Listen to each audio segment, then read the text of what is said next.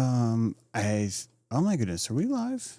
I think we're live. This is a very sloppy start. But I think we're live, which is great. So,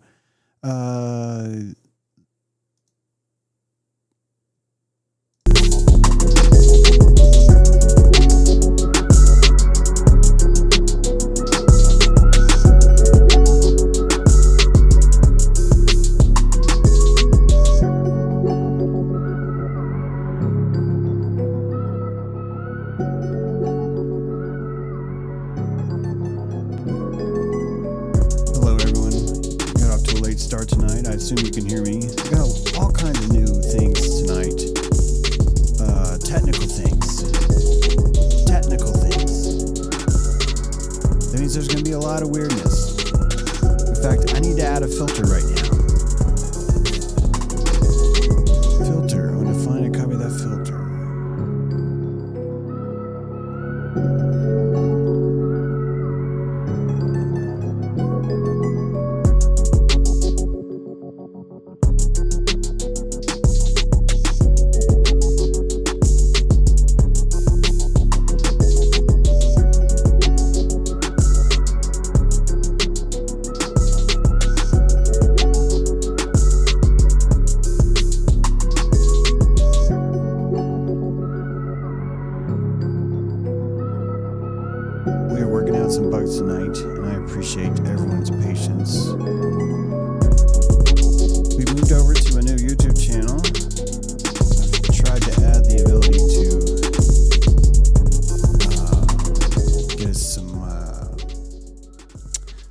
Calling going on. We are taking callers tonight. That's the goal. And you can join us by going to Patreon and clicking on the link there. And I assume right now you guys can hear me, and there's a little bit of background music, but it's not very big. And welcome to Dojo World 2.1. This is version 2.1. Version 2.0 we did last night on the James True Live channel. And it felt good, and so we decided it was time to resurrect Dojo World. So here we are. Welcome, everyone. We've got 11 viewers, and that is great. This is a perfect number to start. I love this number 11. And it will take a while because we have people that there's a lot of people over on James True Live, and not everybody is over on the Dojo World Radio. So if you want to help the endeavors of this thing, then you could, in fact, spread the word, spread the link, things like that. I've just realized that I need to get, the visuals are going to be tricky. I'm going to see if I can join this meeting that is already in progress, because I'm not going to be able to show you visuals tonight. We may not be able to show visuals tonight in the sense of who is actually talking. But we are going to see what we can do. And I'm going to, why does it start? Why can't you just let me, come on, why are you doing that? Oh boy. Okay. Yeah. I'm not going to be able to show you anyone's face tonight. Tonight is that's okay. Tonight is a voice only stream, it looks like. I think that I'm pretty lucky right now that in fact, I should make sure this works. I'm going to open up the green room right now. And, oh gosh. Hang on a second. I just dropped something. Hang on, guys. Give me a sec. There we go. This should be the...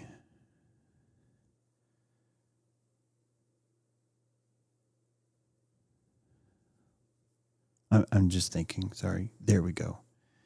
It could be that this is the agreement, although I don't hear anyone in here, so it may not be. Well, I'm in here. Oh, good. Can you hear me now? Hello. Oh, thank you. I'm in latent space. Oh, hello. Fantastic. Hello all. It's very dark here. We've reached the portal. Can you hear me, Spirit of the latency? Oh, I certainly can. Everyone just close your eyes. You can go and join me there. Hello, everyone. Welcome to Thursday's flight on this new Dojo 2. What are we doing? 2.1? Yeah, this would be version 2.1. I was thinking maybe we could name them like that, you know. And beyond. Yeah, so like yesterday was 2.0, and then today is 2.1, and then the next stream would be 2.2. And then when we think that after enough people revolt, we will let the channel go fallow for a while, right? After let it burn. Let 3 years fallow. Yeah, let all the new growth build itself up, and then it comes out again. Hey guys, listening in the chat. I'm not actually talking to the people that are in the Zoom. I'm talking to the people that are in the YouTube chat right now. It's a great opportunity to tell me if the audio is okay. It's crazy, but you should hear me and Renee both talking, and the audio should be okay on that. It might be a little bit canny on the Zoom side, like what you're listening to Renee, but that canniness is more just having to do with the Bluetooth. I think the audio is good, fantastic. All right, great. Good news. Good news. That is good nows. Tell you what, this is happening now. That's right. So I'm going to, even though I can't show anyone any visuals, I do have the participant window up myself. I just can't see any of you guys. So I might see if you type some chat, or I might see if you raise your hand. I'm going to know that, and then I will be able to, open up the line. So yeah, I encourage any topics, discussions, questions, AMAs, all kinds of things like that. But yeah, thanks for being here. I'm going to kicks off with a little bit of a kind of a dirty song.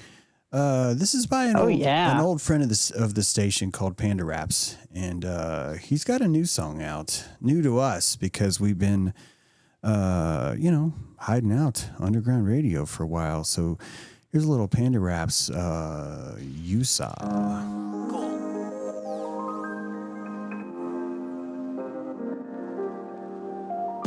Queer captain of the ship, passive in a fit of rage. In the age of passive assholes, petty bitch. You a party pooping patty. I pop off the party in a pinch. I'm Papa-Lapa, crack-a-lackin', Cadillac-and pimpin' shit. Well, not really. Guess I'm more suburban in the fit of the world at large. And cause as large as it really is, I'm always feeling lost, trying to figure out my niche. Where's my place? What's my purpose? Why am I in pursuit of this? And I should probably have that figured out, but I need a break. I'm kinda new to this, but fuck the scrutinous petty Judases who backstabbing when you least expect it. I'ma keep collected over beats and tempo with holidays, vibrato, and Miles trumpet. I'm the king of jazz, swinging the keys of fuck it. Femboy on the mic, play it, dick like it's a clarinet. Ride it off into the sunset while you sit and stare and twitch. Use a bitch, use a bitch, use a baby bitty bitch. Use an asshole sitting on a swing set made of dicks. Use a bitch, hope you die choking on a dildo made of brick. Use a bitch, use a bitch, use a bitch. Use a bitch, use a bitch, use a baby bitty bitch. Use an asshole swinging on a swing set made of dicks. Use a bitch, hope you die choking on a dildo made of brick. Use a bitch, use a bitch, use a bitch. This a flea flicker, pot sticker, please bitches. I'm the Carteroid king, commonplace thief peasant. De-stress, weed sessions like fuck a plateau. We be higher than them redwood trees that breathe essence of light. I light candles at night, take no damage in fights. Still unsure of my rights from my wrongs. Still steady shopping at the Bed Bath Beyond. Still slapping jewels out of bratty teens' hands and flipping they moms. Still keep it cocky in my Target decor. This a 2000 Dre reference just to kick this shit off. Drop kick the cardinal. Carnival with no line for the rides. Lo-fi guys, they defining the vibe. Check my iris hit wide. Check my life shit wild. Thank my father and my mother for my pain. That's my privilege to hide. Thank the world for its every life. Thank the never-ending darkness for all of this light. Thank the people for the heart of their plight. Push away God, though he showed me the signs. Push away love, though it's all that I find. hard, hold on, hate till faith turned totally blind. I ain't got the time to figure out my design. I'd rather run circles round you rappers while I'm screaming, losing my mind, singing silly, stupid shit that I like. You's a bitch, you's a bitch, you's a baby bitty bitch. You's an asshole sitting on a swing set made of bricks. You's a bitch, hope you die choking on a dildo made of brick. You's a bitch, you's a bitch, you's a bitch. You's a bitch, you's a bitch, you's a baby bitty bitch. You's an asshole swinging on a swing set made of dicks. You's a bitch, hope you die choking on a dildo made of brick. You's a bitch, you's a bitch, you's a bitch.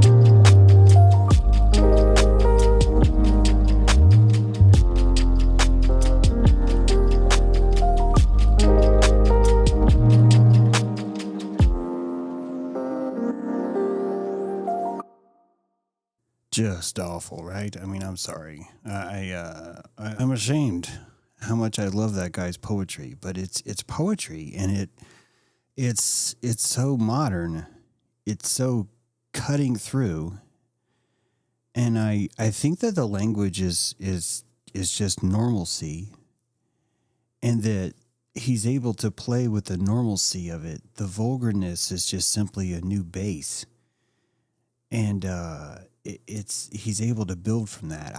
I find it really, really interesting. So I've been told that the stream has stopped and the AI has shut it down. I wonder if that's the case. It could be. It seems to say that it's still up, but I would cause all kinds of problems if I tried to pull the stream up to listen right now. But it does say it's there. So, but yeah, that's good to know.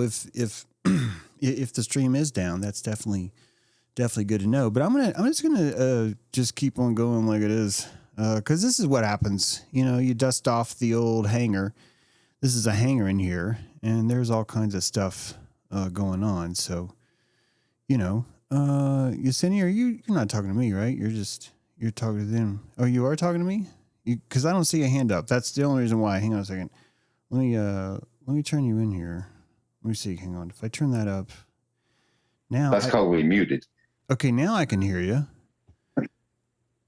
Now I can hear you. If you guys were okay, yeah. Hi, James. Hi. We can hear you. Hi. Yeah, great. I think we kind of forgot the hands up thing, and maybe there was a button you forgot to push, but it seems like we're all good now. Okay, great. You good on your end? And Yesenia, is the show live as you're watching, seeing it on your computer? Okay, it says that they've got it live, James. Yeah. Okay, good. Yeah, that's what I thought. Oh, good. Yeah. So that's cool. Here we go. And you guys listen to the chat. You weren't able to hear the green room, so yeah. I appreciate us all testing out the new dicks on this thing, and and all that other stuff, and James, I just want to let you know that I did hear the song. It did come in kind of choppy in the green room. I don't know if anybody else experienced that or if that was how the song sounded, but I got the lyrics. And is that the same artist who did the comfort song? Yeah. That we used for it? Okay, yeah. I thought I heard. Yeah, I could tell the cadence and his voice. He is very talented. I had not heard that song, and I can't wait to hear it in a clearer form because it was a little choppy, but I got the gist for sure. There's a swing full of dicks. I heard that. Yeah, that one. That one still rings. Yeah, I was just like, damn, that was clever. I mean, that's because and the whole thing. The dude's a poet in a deep way, and I'm sorry it's vulgar, but man, there's the poetry. What am I going to do, right? Like you drink deep things. I see that guy, and I can't help but I want to pollinate that. I want people to see that. Yeah. So, let me see here. It was choppy. That's weird to know that it's choppy though. That is. Although if you're in the Zoom room, I definitely think it's going to be choppy. Like the Zoom exactly. room That's really where I am. That was choppy here. Yeah. Yeah, but I think Amel's saying it's choppy too. So that's good to know too. Guys, I had to reset up everything, so it could be that there's all kinds of things that are. Hey, Yesenia, go ahead and unmute. Yeah, I just wanted to say I just played the song back on the YouTube. It sounds way better than the Zoom. The Zoom it's choppy, but on the YouTube it's fine. Yeah. Okay. Good. Good. And there could be several different settings that just need to be set differently. Anyway, I'm sorry to bore you guys with all the technical stuff. There's a lot of wires. There's a lot of wires going on. And well, this is the important stuff. This is the important stuff because you want to figure it out. And we're here just having a great time nonetheless, man. That's right. Yeah, that's Dojo, second parte of the, gosh, everybody, this is pretty exciting business. This is some funny business. That's funnel business is how I like to call it. It is funnel business. So since it is Dojo Earth Radio, we should probably just like kick off what Dojo is. I think that'd be great. And so if you're new to what it is, I'm going to try and explain it to you quickly. I'm not expecting you to get the whole thing. And yeah, it just blinks out to black for a sec here and there. And that's the audio, Ginger. That's good to know if that's I'll be able to listen to this too. Like I said, there's a new piece of equipment. We're on a new channel. There's a lot of weird stuff. Anyway, Dojo is a practice. It's a place to practice posture. And so Dojo is a ritual that we've hosted for several years. It's kind of been on the wayside since the smoke cleared, or the chalk cleared from the Corona Gauntlet. But before then, it really seemed necessary that we met quite regularly, and so we did. And some days we were meeting every day, and it was a little bit harder core than say Airship. First of all, the Dojo it's like a workout. So we expected you to be on time. You stayed the whole time, then you left. I'm not, by the way, Yesenia, you had asked something about, is it okay if I come in late? And yes, this format this is just the room where you wait to ask a question.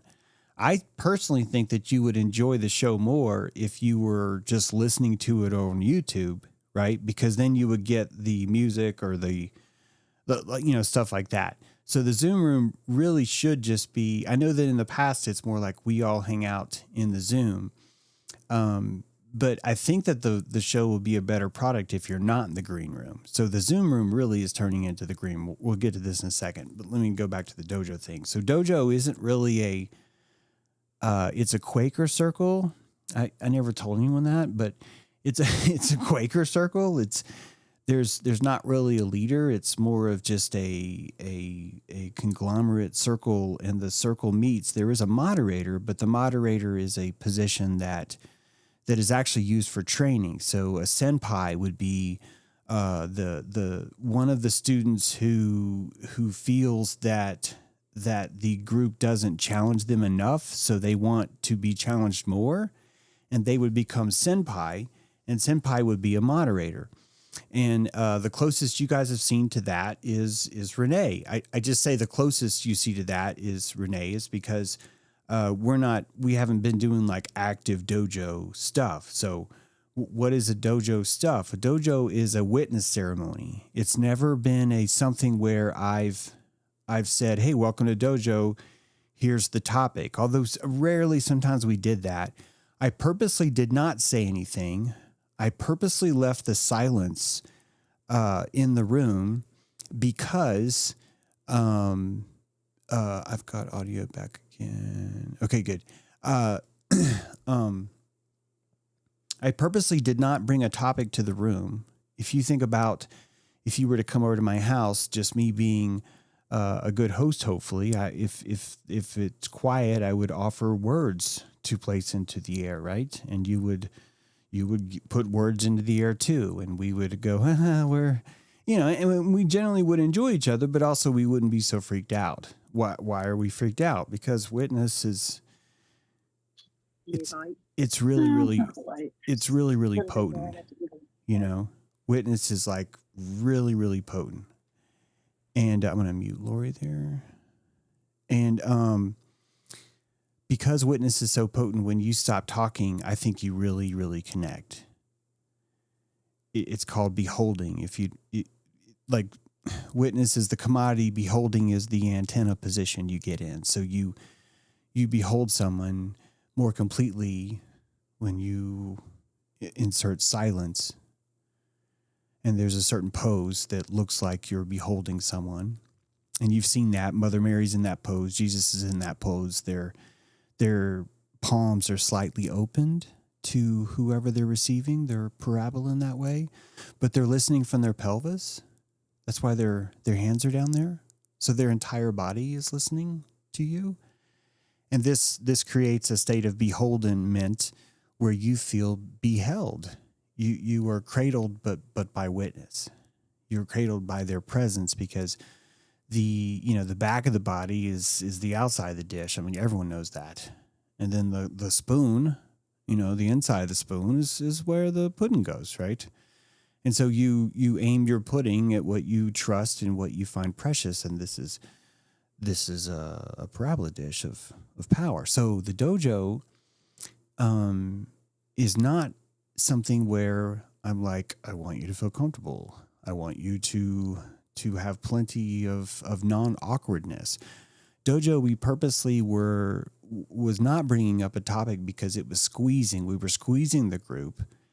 And I didn't have to say this out loud. I did say this early on, but I didn't have to say this out loud. By me not saying anything was the only way I could truly kick it off, which is why I don't talk about this a lot. I can't say, hey, I'm not going to do a topic because it's going to cause you guys to have a thalamus reaction where you're going to get squeezed a little. Actually, I could tell you guys this. And then, you would, one of us would cave first. I mean, cave in a very endearing way. One of us would cave first. And the one who would cave first is the one who is looking for the most accommodational energy. They want to feel that they are the peacemaker more than anyone else. They want to feel that they are the accommodator more than anyone else. It's not always them. I'm just trying to give you an example that the accommodator would speak first. And then they would say, I am really mad at Fauci. Guy's a freaking jerk. Shorty jerk. Jerk shorty McJerk. And it's not about Fauci, but I'm not going to stop that person and say, you're not feeling this about Fauci. I really hope this makes sense. You're witnessing someone do that, but the purpose of Dojo is that I'm expecting different people in Dojo to be responding to different harmonics of this person, of what they're saying. I see that one person understands quite literally the words of what someone's saying, and they're listening to the words. And there's nothing wrong with that. They're listening to the words. And they're like, I hear your words. You just said parrot. Then you said tricycle. And then the other person's like, holy shit, I said tricycle. You're right. And we give each other that because the witness is so powerful, we want to tone it down. So we tone it down just by sort of like saying words, but then every now and then to keep us, interested, we say words that relate to slowly reveal that we were listening. It's like a peekaboo. We peekaboo that we're listening because absolute witness is so intimidating. If you don't believe me, stare at a puppy. Be 6 foot tall and stare at a 4-year-old that you've never met. And just, it's horrible. You feel like a Nephilim. You're just like, oh my God, I'm so sorry. I'm so giant. And you're just, and they're just like, you're just like, I'm so sorry. I'm trying not to be this bad. It's not always that way, but these things happen. And this is showing you this is the real dojo, Matt. This is the real thing. So I might come and say, yeah, I had this reaction about so-and-so and so-and-so, but really it's about this kid I met in the grocery store, and I'm unrequited because I'm not allowed to play with some of the most magical imaginary wizards around, the fucking 4-year-olds, because it's like horribly wrong. You can't engage children in public. Are you fucking insane? Look how tall you are. And that's the only thing that's it. That's really it. My genitals dropped and I'm taller. Now I can't fucking play anymore. And if you talk about it, then you're just going to be fucking weird. So it's like, it's these things that we think are bothering us, the scarecrows, like we were talking about yesterday, Dojo is not meant to fix you. A lot of people, though, want Dojo to fix them. So they come in and they say, I'm struggling with this. And this is fine. But ultimately, it's not really what I want Dojo to do. It's not what Dojo is meant to do. Dojo is just meant for you to participate in that ceremony where things are squeezed. And typically vitriol comes out. And as the vitriol is being squirted out, other really cool things really happen. And mostly what happens is that people are challenged in the parabola of just listening. And so the moderator has a little bit more pressure because the moderator has been doing this long enough to where they're more trying to witness the entire group. And so by witnessing the entire group, they're still sharpening their independent witness, but they're also focusing on witnessing as an authority figure, as senpai. And if you're going to witness as an authority figure, you're going to have completely different energy that you may not get to have anywhere else in your world. It just might be harder to find. Maybe what you do for a living doesn't have the right interactions, et cetera, et cetera. Maybe there's something you want to lift weights. And this is a gym because we have heavy things around. And heavy things have feelings, and you can say things to the heavy things, and you're working out. So the dojo is never supposed to be anything that resolves anything. It's more about just like a workout. And it's certainly, there's nothing wrong with asking the group for advice, but I've learned that most of the people that are asking for advice really just want attention. And you and I live in a world where we think that wanting attention is bad, that's not good enough. None of us can walk into, I mean, maybe a few of us could, but for the most part, none of us can walk into a restaurant where there's grown adults and sit down at a table and have someone come up and say, what can I get you? And you just say, I just came for the attention. I just want to have attention. I want people to see me here. And the only way that I can get people to see me here is that I need to order some linguine. So bring me some linguine. And then I don't want anyone to think that I'm beholding them too much. So I need to move this fork around because the fork is shiny. It's got sharp things. And it's a scarecrow because it's distracting someone. So now we just invented why you go on dates. It's because you don't want to be beheld too much. You want to hide behind a fork. Now you got a knife, so, something goes wrong. You got a little protection, right? You're in public, you got a table between you. That's interrogation rule number 1, right? Do you want your suspect to feel nervous? Remove the table in front of you. So all these, even our clothes, that's a biggie. Our clothes are the same thing. So all of us are avoiding, if you think about it, all of us are avoiding beholding each other because it's intense. It's really bright. It's a really bright thing, And we don't like it. We tend to punish the people that stare at us too hard. We tend to say it just doesn't feel right to be around them. And it doesn't feel right. It's like they're witnessing you too hard. And that could be a problem, right? That could be a problem.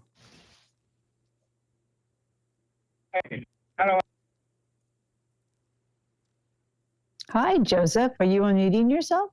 I was just going to respond. On accident.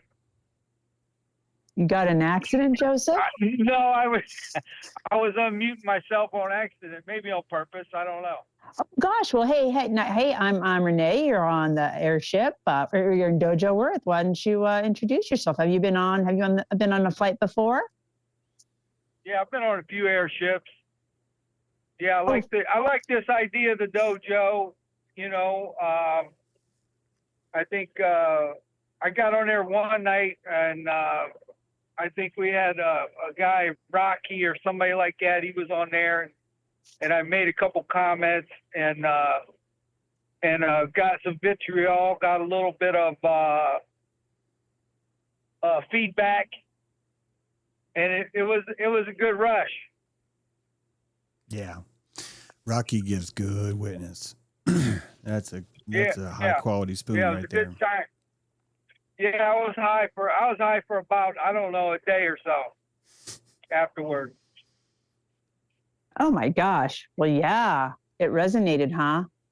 It resounded. Sometimes things do, and you just kind of follows you around like on the Gong Show. Yeah, that's some good medicine. It's great to have you here, Joseph, and that you kind of unmuted and kind of didn't, but yeah, good talking to you. It's good to be here. Oh, that's great.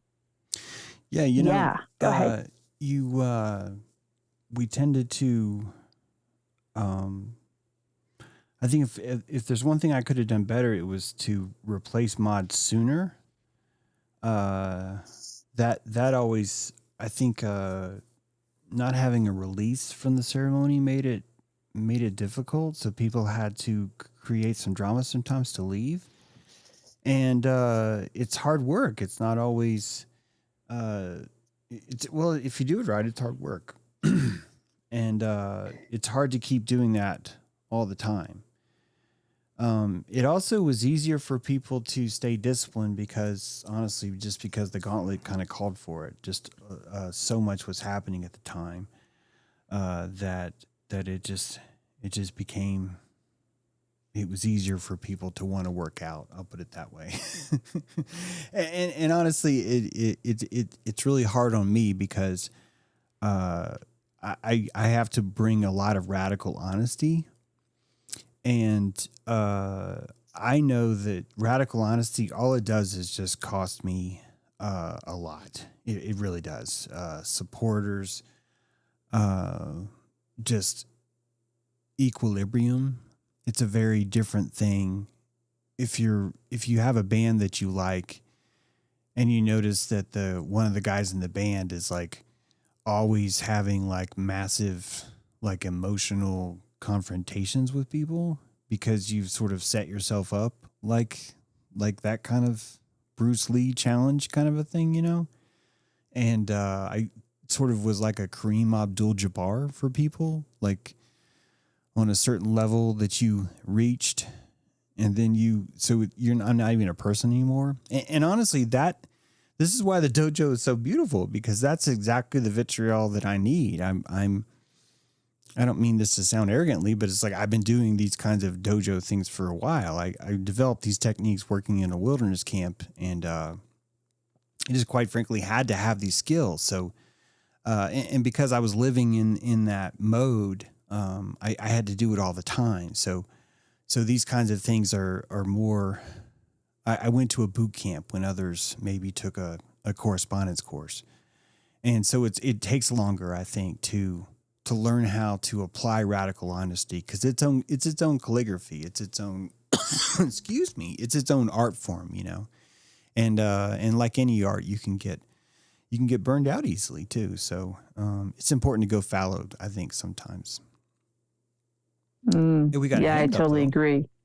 We sure do. We got Lori's hand up. Great to see you, Lori. Go right ahead. Hey, I like the format.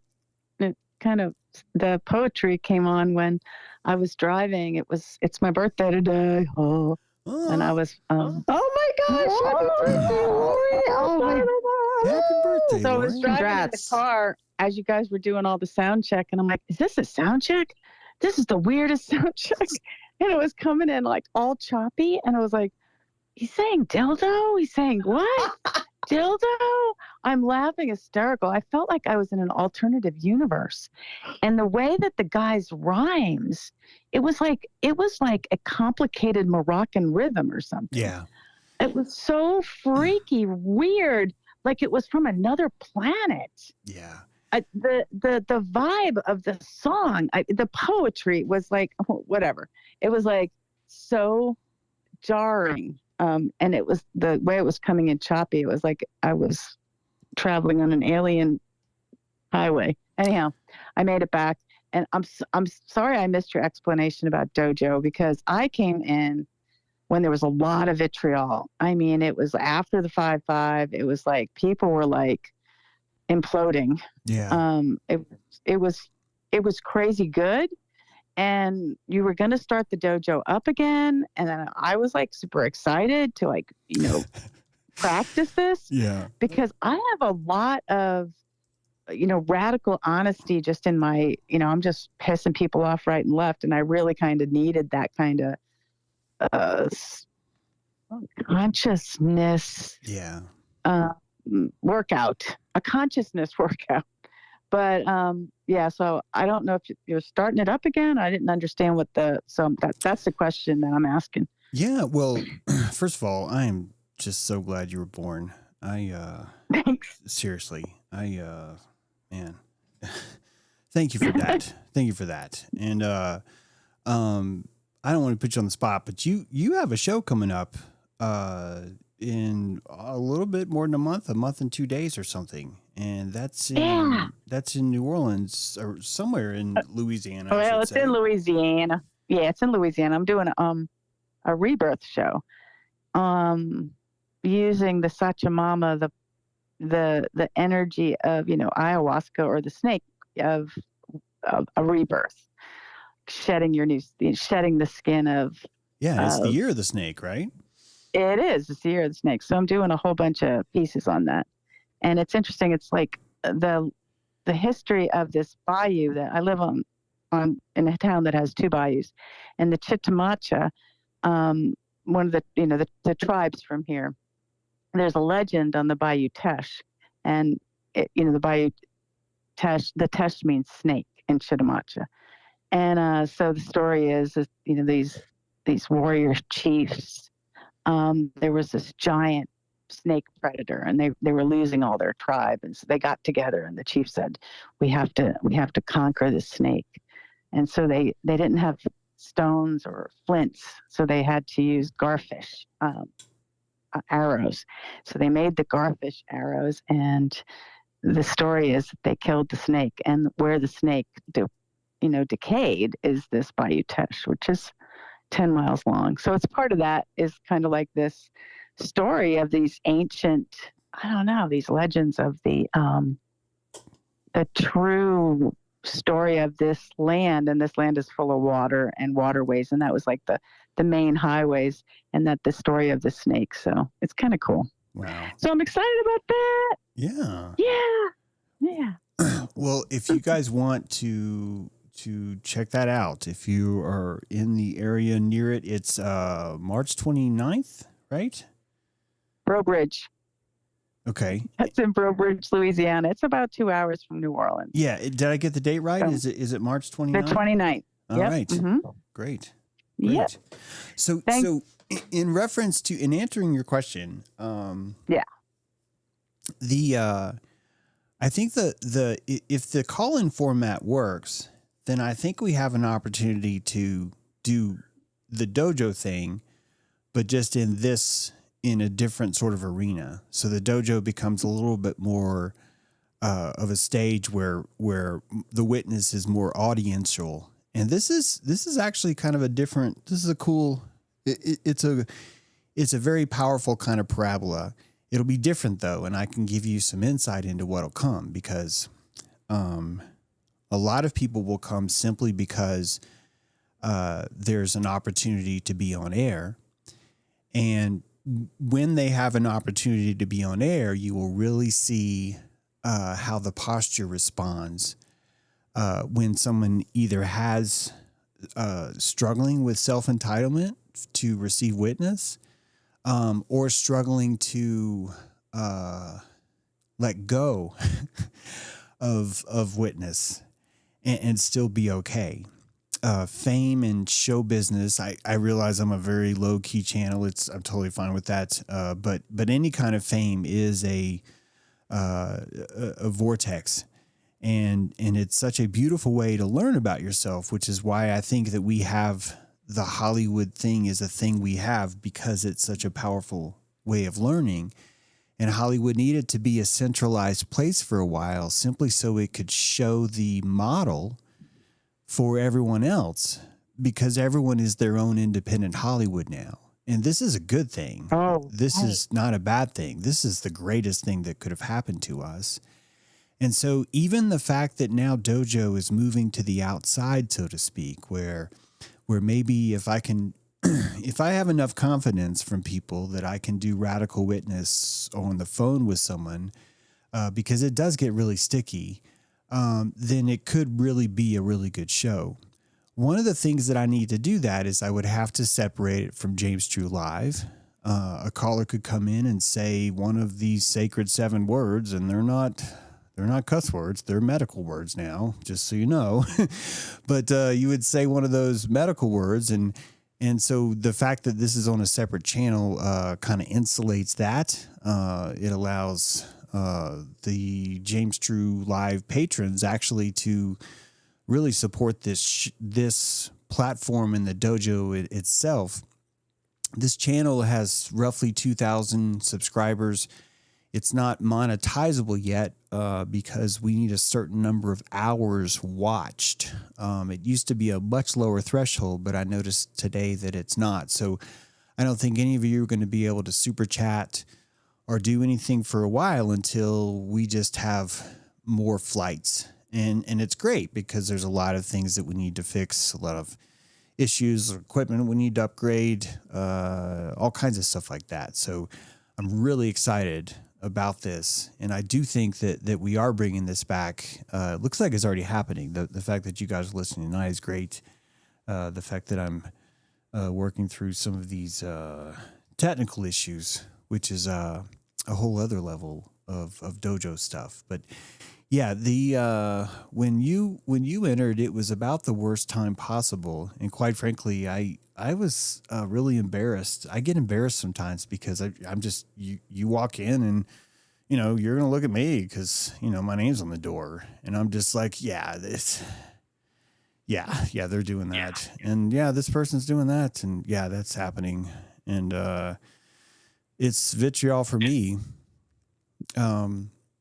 And sometimes it gets too much, which is why I just have to shut it down. I just have to, walk away and let it burn. But even this is what I mean by you have to learn how to let go of witness, just like I have to learn how to let go of success. I have to say, no, this is part of it is can I keep cleaning the parking lot every morning? All the vandalism, it really puts a toll on me. And if anything that I showed that I have the most weakness in, it is my ability to just get up in the morning and just clean up the vandalism that's in the parking lot every day. That just gets old, That gets really old. And people know that. That's why they do it. This is why you do it. It's ultimately, if we want to have lower standards, you just have to litter like every day. Just do that every day, and you're going to make a difference. You're going to lower the standards around your neighborhood, and because that's how pollination works. You're going to be able to do that. And the same thing happens with Dojo. So the mods help me because they end up being able to take some of that brunt. But on this radio show format, I don't even know if that would even work really. If anything, I think it might work if there was like a couple of maybe veterans, I'll say, that are like sort of on a panel that could throw some radical witness at an innocent caller, so to speak. A caller who comes in that has something they want to discuss, is opening themselves up maybe to be scrutinized with witness. I mean, a little bit more than you might expect. That could be something that would be interesting to do. So I'm game for anything really. So what's the difference between this and the other Airship? Well, the Airship, I don't even know if we should. I don't even mean to say we have to not do that, but I think the Airship is different just because it's more of a group setting, and no one has to feel that there's the public is watching, and so it does create a different kind of intimacy. And, I see. Now I get it. Yeah. And if we take it to this, then although there's intimacy on the radio, see the caller is secreting. That's a big deal for them to call in. So it to me, the berries, the vitriol berries are still being made, but it's a very different process, you know, it's a very different press. And I don't even know if it'll work. Like I said, it's Wow. Ultimately, I think that what teaches people the most is dilating entertainment. I think I do more if I can strive to be entertaining and less. I think the therapy comes out more if I'm more playful. I'll put it that way.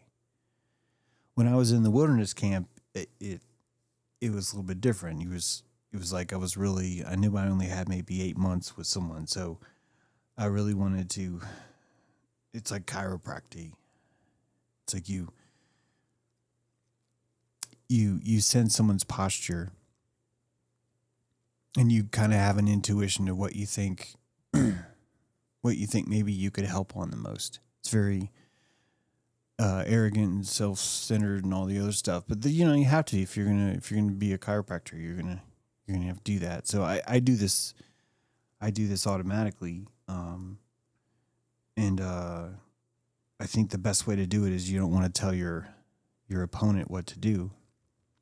If you don't know what I mean by opponent, I think Lori does, but if you don't know what I mean by opponent's not your enemy. It's such a giant difference between those words. And so your opponent, most of the time your opponent's yourself, but really your opponent is your partner. So in the dance, the partner's the person you're arguing with, and that they're just helping you to discover the opponent and pull that out. And when you feel emotionally uncomfortable, I didn't say bad, but just emotionally uncomfortable, you're on the mat. And we use that expression a lot in Dojo. We say, yeah, that really put me on the mat. It put you on the mat because you notice all of a sudden, wow, I'm in a position where I'm being challenged right now. And I can feel the strain.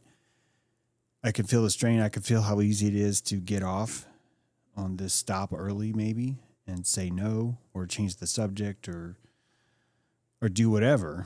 But because I remember Dojo, James, they might say, I leaned in and I said something I should not have said. And now I feel bad. And I'm like, welcome to Dojo. This is fantastic. Because what you say, I'm still haunted by,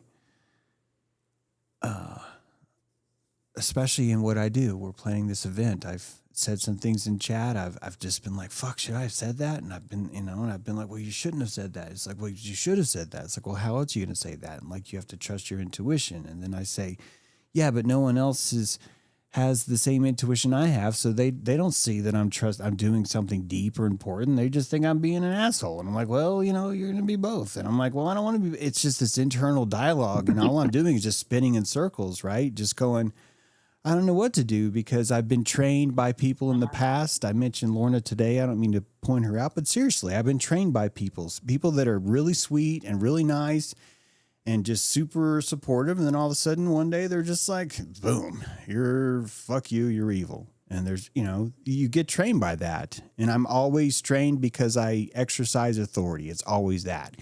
Every time it's that. Someone is like, James, you're not supposed to exercise authority. This is what I feel. This is the haunting that I have. And so I think that I blow it.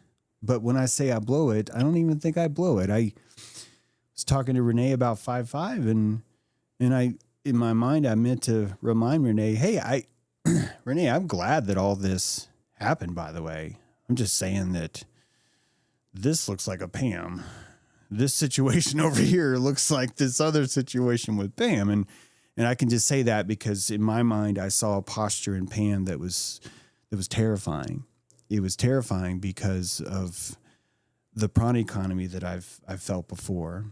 And I was having trouble finding someone who had been around Lori who could believe me.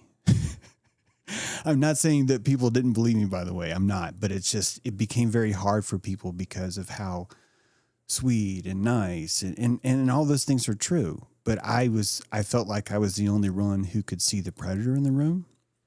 Mm.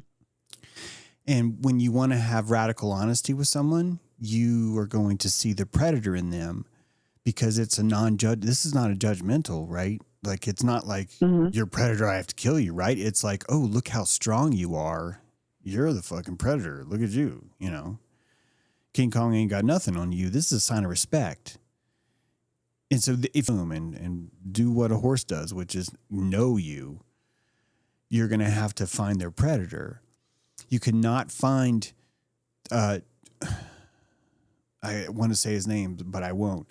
There's another guy in the group who was just always soft-spoken, always polite, always nice. And it's like, where is this predator? Where it was never, it's not there.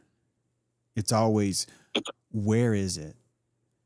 And why are we playing this game where we call the person polite who hides their predator the most? I don't know if that's polite. Okay. I don't know if that's being polite. I think it's interesting because the 5-5 was like an amazing experience for me. I was like, I the whole thing has been an amazing experience, James, and your growth is off the chain. You are absolutely hysterically genius and funny at the same time. Whatever this thing that you have, like the way that your mind works, snap, snap, snap. It's going from what it snaps to my brain. And then I'm like, he is riffing like such deep esoteric knowledge at the same time funny as all hell and super relatable when you like talk about something really personal. It's like, and then that just like to the next level, to the next level, to the next level, which I can't even describe how it affects my posture. And, you know, here you are all the way where you are and where I am, but the stuff that you're coming in with right now is like off the chain. I've put it up on my Facebook, like, you know, publicly, you know, your lives. And I'm hoping that you just, you know, it's off the chain, that you're not compromising your integrity for fame or for likes or for, I mean, that's like the real, like what the crack of addiction, and not compromising that and having to prune. I think it's like super valuable. Yeah. I think it's everyone's uniqueness is at risk if you don't stay unique and you compromise to, you know, whatever the YouTube fame. I mean, it is a type of fame. You know, you were talking about that, and then how this, you know, you get these strange things that happen. Yeah. And then one thing looks like this, and it's really something else. It's that. But I mean, really, the learning that I got from watching all of that implosion, I couldn't have got it in 5 lifetimes. Yeah. So, yeah. You know, and super valuable. And the people that I think definitely people were, just in my opinion, I think some people maybe were misled. And so they left even though they were misled. And I'm thankful that I would not have found out that those people are that easily misleadable, right? If that wouldn't have happened. And so it does make me stronger. It made my show stronger. That whole revolt, first thing happened is I started making more money as soon as that happened. And to me, the fame is not the only reason why I want more fame is I just want to have that base, the 33 goal that I have on Patreon. That's it. That's the only reason why I want to like get my name out more. I'd rather, I find that I'm able to digest more when I'm surrounded by people like you, quite frankly, Lori, people like all of us typically that are, you know, we prune the group naturally. These events, I think initially I thought these are celebratory events, but I think now they're more like cleansing, like harvesting events, you know, where it's the pyramid and, you know, people come and they want to climb up to the top and, you know, experience that kind of a thing. And that's okay too, as long as I just have that base where if I have enough supporters like this, like I said, I can just say whatever I want. I can put a clip on that I know is going to get cut off, but at least, all of us can see it, even if it's just for the live. Like, it's worth it because I'm so in the moment and in the zone. The only reason that makes me change, I just see more chemtrails when the vandalism gets so much that I cannot tell myself that this is what I should be doing, if that makes sense. It costs more when people behave the way that we saw some people behave on 5.5. It costs more. I have to spend a lot of time emotionally forgiving them, if that makes sense. I'm not saying I'm not flawed, but I work hard.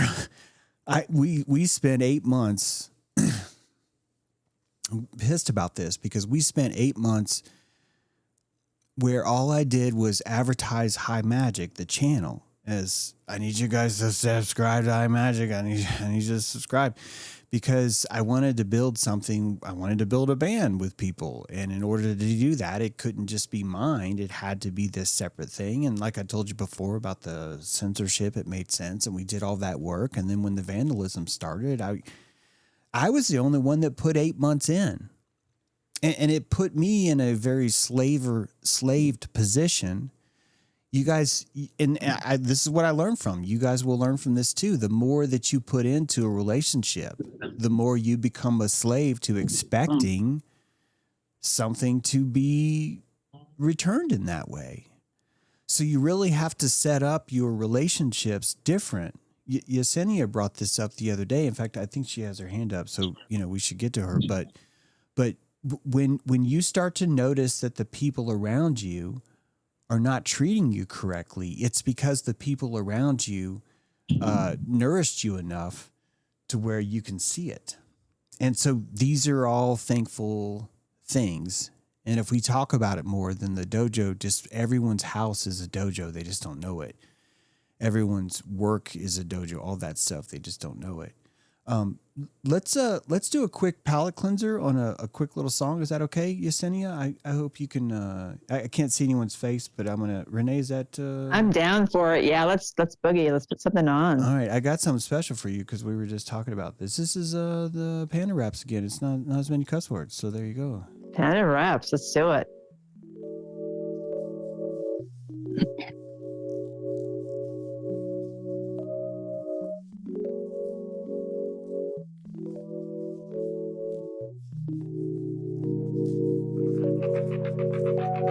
Creature comforts. Peace should come first. If I keep eating sweets like this, too, my teeth ain't gonna work. Used to sleep through love hurts, deep in slumber. Hard to bring your eyesight to see that your needs should come first. Yeah, you is a pretty thing, don't let self-pity be your only way out. Hard to hear heaven sing, but those petty strings bogging your brain down. Fall in love with everything, exactly as it is. Life feel like one long loop of quotidian. What's that mean? I'm just an idiot. Photoshop an image in the feed, we're the real one. All I ever wanted was some peace and tranquility. All I see is problems and the stars is a million. Mundane is beautiful, singing a silly song. Bitch, I'm the Billy Goat Gruff, and she tread on me with that old fake love. I'm enough, I'm enough, I'm enough, I'm enough. Can't you say that once, get it in your gut. If you're a small town baby, y'all just trust. Got the gate to the world in your backyard bluff. Find a way to sit still or you won't feel nothing. Ain't no need for a rush, you can fall in love. While you stand in place, let it fill your lungs. Breathe all right in, cause you ain't here long, yeah.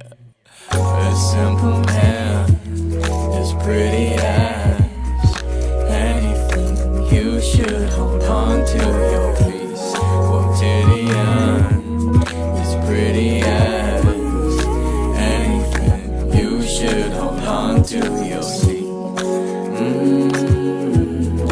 They ain't got long, but I think that's fine with me. Cause I slipped out the loop and fell into free. Sorry about that, guys. I gotta take off that filter. That was Creature Comforts from Panda Raps. Love that guy. Let's hopefully Yesenia is still there. I would love to hear what she's got going on. I think you guys can hear. Wait, you probably can't hear me now. You guys can probably hear me. Yesenia, you I can hear you. Go ahead, Yesenia. Hi everyone. I just felt like very mixed feelings, like even sharing because of what you said. Not that I'm offended. It's more like I'm reflecting. Like, am I addicted to this witness? And it's just weird, and that I feel this way. And about the whole, like yesterday, I felt like disrespectful leaving, like after I asked my questions. And that's why I even mentioned it this morning, like, should I correct this behavior? And that's why I wanted to hear your preference, because this is your dojo and your show, and like I want to show that respect. And I like the idea of a dojo. I've been watching you for 2 years. Like I feel like a vandal, because I and that's why I say it, and I'm gonna say it out loud for everyone to hear me. Like, I owe you, because I've been watching you for 2 years. I've been reading your material. Like, you've been nourishing me, and like I owe you that same respect. So that's just what I wanted to say in terms of that. And like I appreciate your radical honesty. Like, I'm here for it. Like it definitely, like sometimes I feel like that in Spanish we say a pulmón, like to the lung. Like you lose that, like that breath of air real quick, but once you catch it, it's worthwhile. So like it definitely is a workout, even just listening to you. And happy birthday, Lori. And what else? I've heard about the whole 5-5 and the stuff with like Owen Benjamin, but I've never really like understood. I just see that you're just a very like powerful like speaker, and like you've mentioned in your streams, people hate that, so they'll attack. And that's all I'll say. Yeah, it's I think I'm really glad you're here, first of all, and we can talk about the other stuff. But I think I want to take the opportunity to say this again. When I worked at the wilderness camp, I think it was Carney. I'm just gonna say this boy named Carney, and he was starting all kinds of trouble. He's really just all these kids were troublemakers. I had like a dozen of them. They were 11 to 14-year-olds, and this was like their last chance before going to like some juvenile detention center or something. And so I was pretty much allowed to just like mind fuck them, psychologically just throw them into really fucked up things. Seriously. I took away their names, Yesenia. I was just like, you look, if you're not going to act like Johnny, who the fuck are you? And he said something smart like, I'm fart face or something, and everyone laughed. And so for the next week, we all called him fart face. And like, you can't do that now, but like 4 or 5 days later at group fire, we always met at group fire. This is where all my magic happened, was at group fire. Because at group fire, these kids would come up and I wouldn't say a fucking word. I would squeeze them. And I remember when Fartface was just crying. He was crying, and I got him to admit that he missed himself, that he missed his name. How are you going to fucking do that in this world?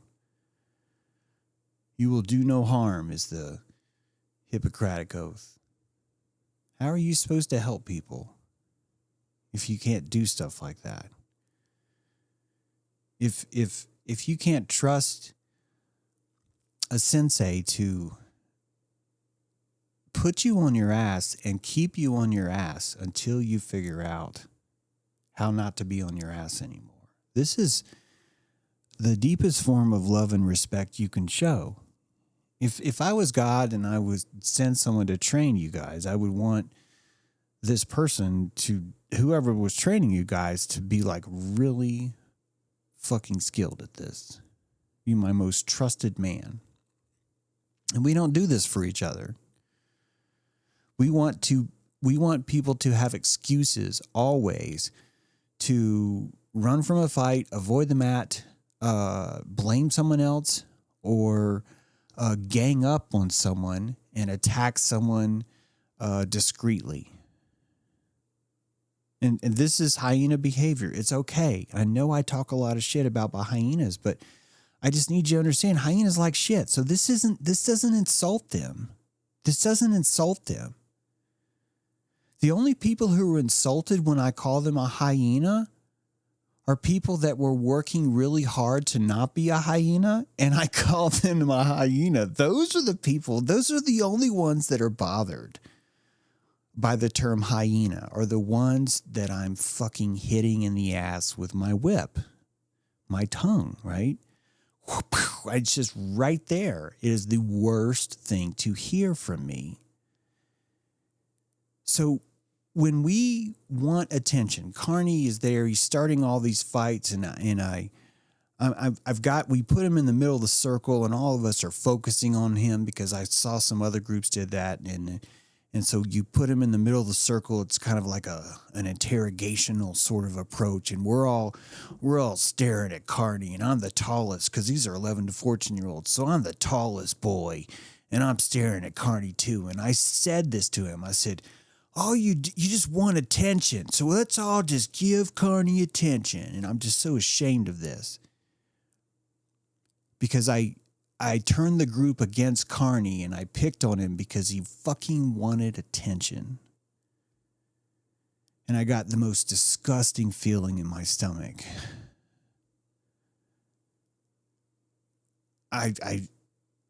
It was so good.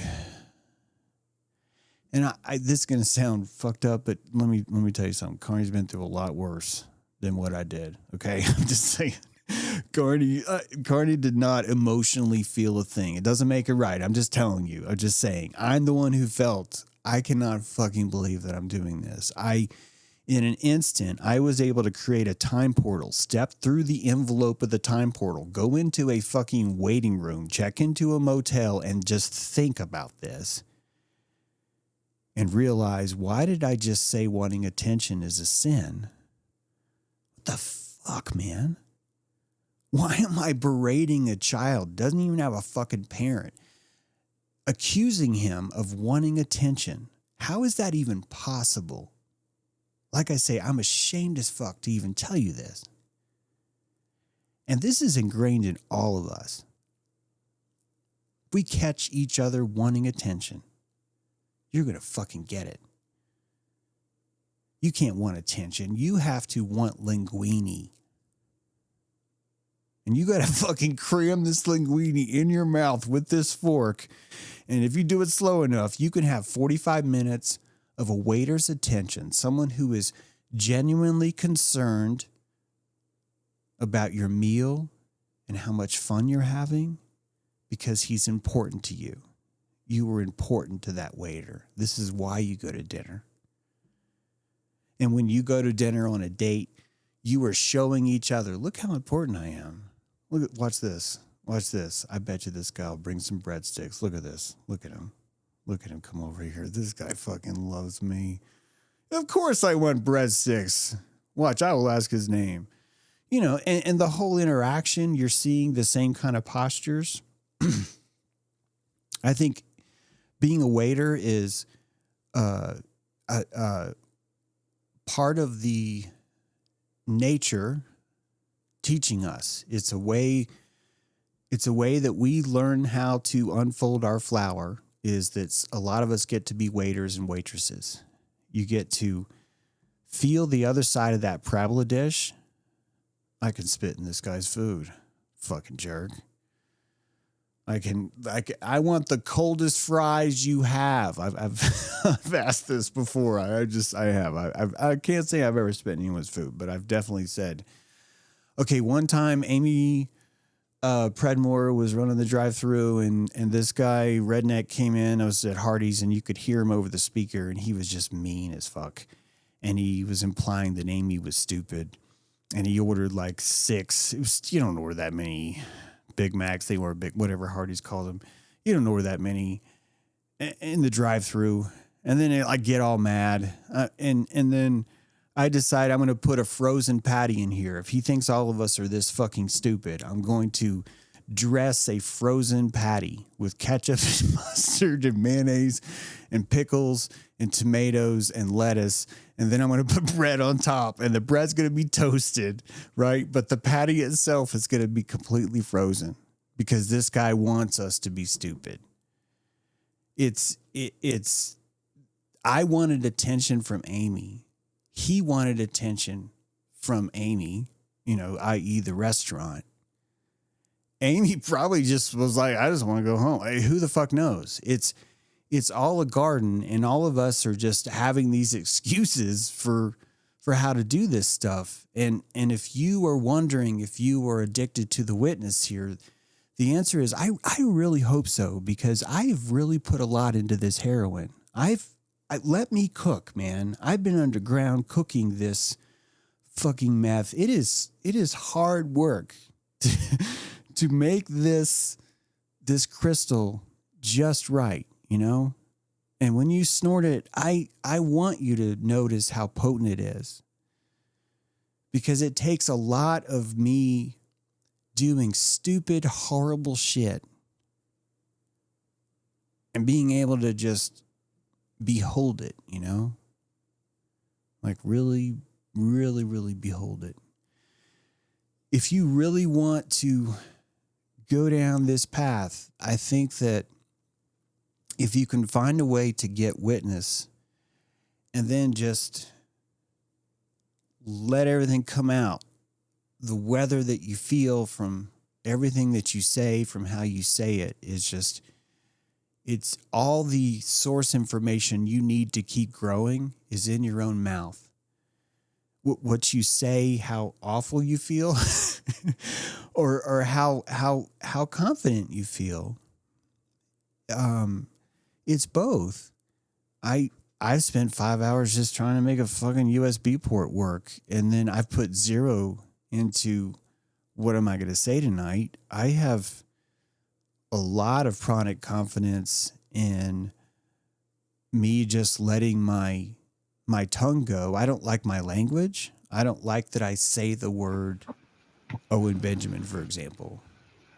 Like, okay, I hear something. Hang on a second. I think someone might be unmuted. Okay, that's better. Whatever that was. I am really ashamed when I mention other people's names. OB is one of them, but it's really anyone, even this JB guy. I don't like that, because I get that I have to do it sometimes, but it's kind of vandalism. I'm vandalizing my own parking lot in order to be authentic, because I really want you to believe my authenticity. So I have to, I get a lot of comments about, you should just shut up about it. And I really hate those people more than anything, because they're destroying the dojo. They're telling me I shouldn't say these things because it embarrasses them, because they've given me props and attention. That's typically it. Is that, look, I gave you, and this is the usury of it. There's a lot of usury to this. There's very few people that give you prana that actually really give it to you. This is a really big one that you learn. If you're lucky, you get to learn this.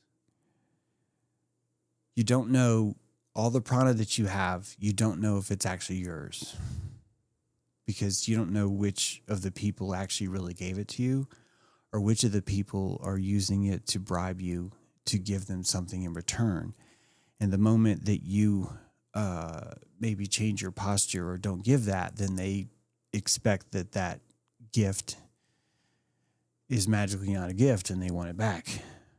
And most of the interactions that people have with each other are prana games like this. And I don't mean this like they shouldn't be. I honestly think if you had a partner and you were building something together, you would want to be beholden to each other in some way. it would just quite naturally make you feel more entrenched with each other. And we do this when we meet each other too. So I'm not against that.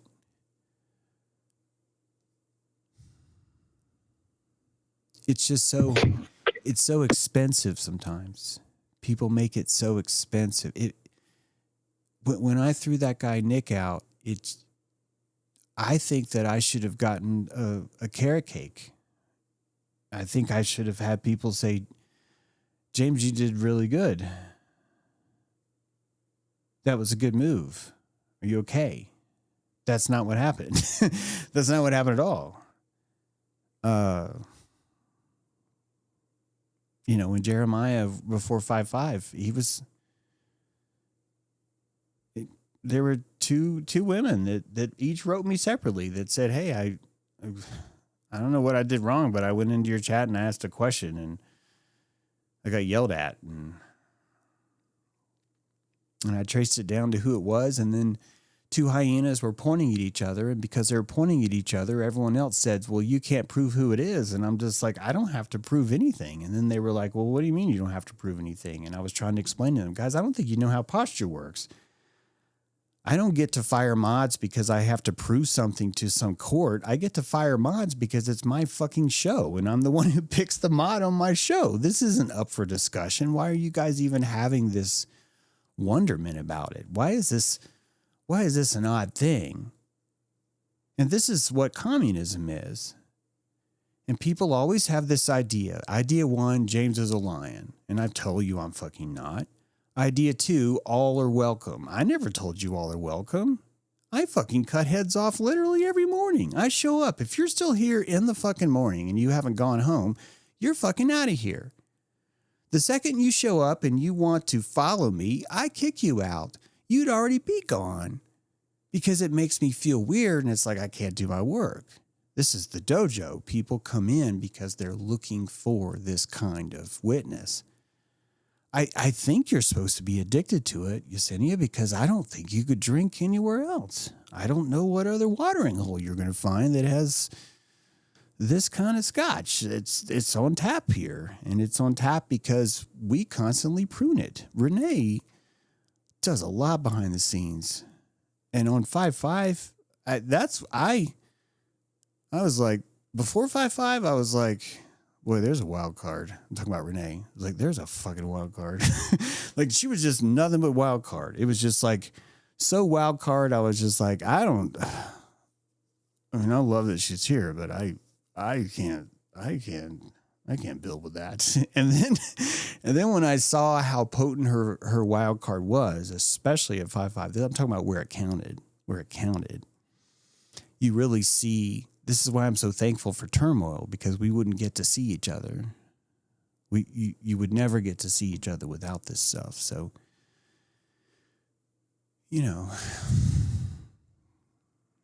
I'm glad these things happen. There's a guy that I look up to.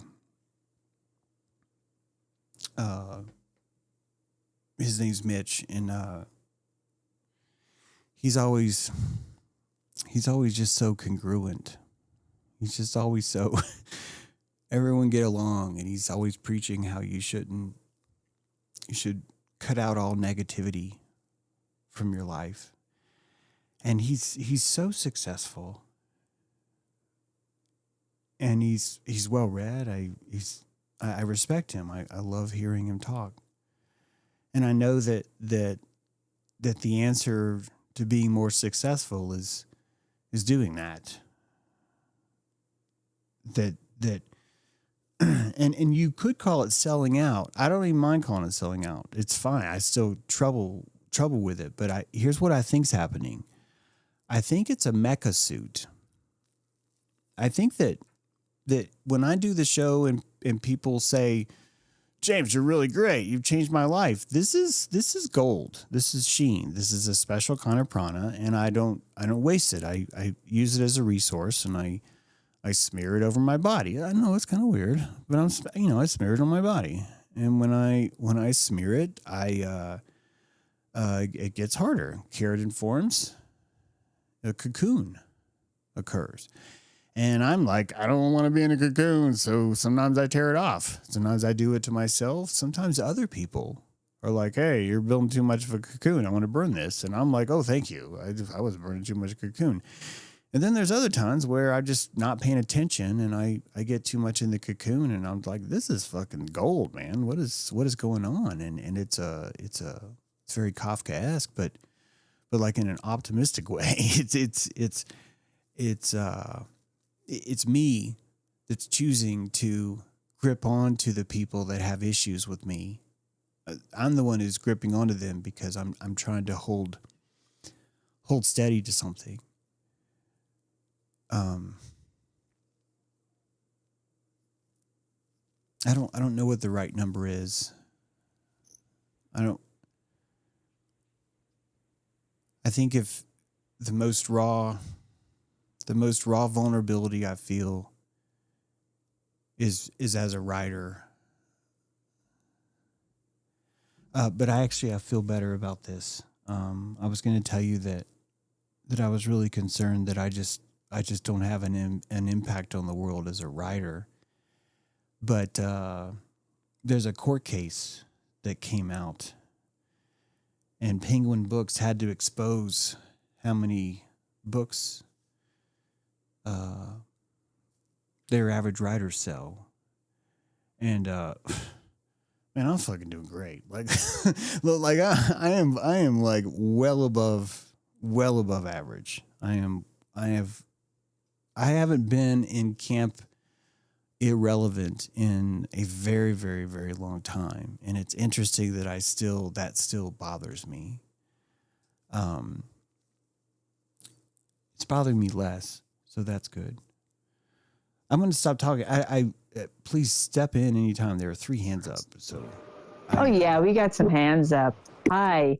Yeah, we have some hands up. That was what a stroll down some lanes we have here, and it's just kind of matching the energetic of just kind of another ripple effect from those energies. It's even just even that we're here now flying 2.1 Dojo Earth, like tonight, and it's just such a kind of a snake eating its tail. You know what I mean? It's the caduceus, and we're like coming to this beautiful close and just understanding for another, beyond level up, and it's great to have you here. And Yesenia, your hand is still up. So you might be wanting to carry on from the previous, what you guys were discussing earlier. Am I correct in that? Yes, I just wanted to ask, what are the rules in terms of, so after I speak and James speaks, is it the end of my turn and should I allow someone else to speak? Or great question. I was actually wishing that you would interact more. Okay. I wasn't, so because you can't see me, it's actually harder, I know, because of the way this is set up, which I'll try and fix. I can actually see you and you can't see me. So there's that too. I just didn't want to interrupt you. Yeah. I didn't want to be rude in any way. Someone asked that. Someone asked that too the other night, and they typed in the chat. I'm wondering if we can continue this, and I'm not going to be able to see all the chat stuff, guys. So yeah, it's a call. It would be good just to type in the chat if you want to, like, after, you've kind of conversed with James, and I'd like to continue this. And then I know just to call right back on you, so something like that might be an idea we can play with. So the best idea is that Renee, lower their hand when you call on someone. Oh, okay. As soon as you call on them, lower their hand. And then because if they do want, that way they can raise their hand again. Because I'm saying something, but that is hard for you to remember. But that is this is actually what the mods would do. And by the way, in Dojo, if the mod didn't do that, I would actually have to, I'd have to be radically honest, which means I would have to say it out loud in front of everyone, because it was the only opportunity the mod gets to have mod vitriol. In other words, he's being corrected in front of everyone else is a very special kind of vitriol. if this makes sense, because we have a mat here and we can create this vitriol on this spot. So this is also this. I'm just saying this is part of the whole dojo vitriol model. Well, it's called the now, not the news. So yeah, to be in the now is really the best time to strike. So with that, Yesenia, go ahead. I just wanted to rebuttal.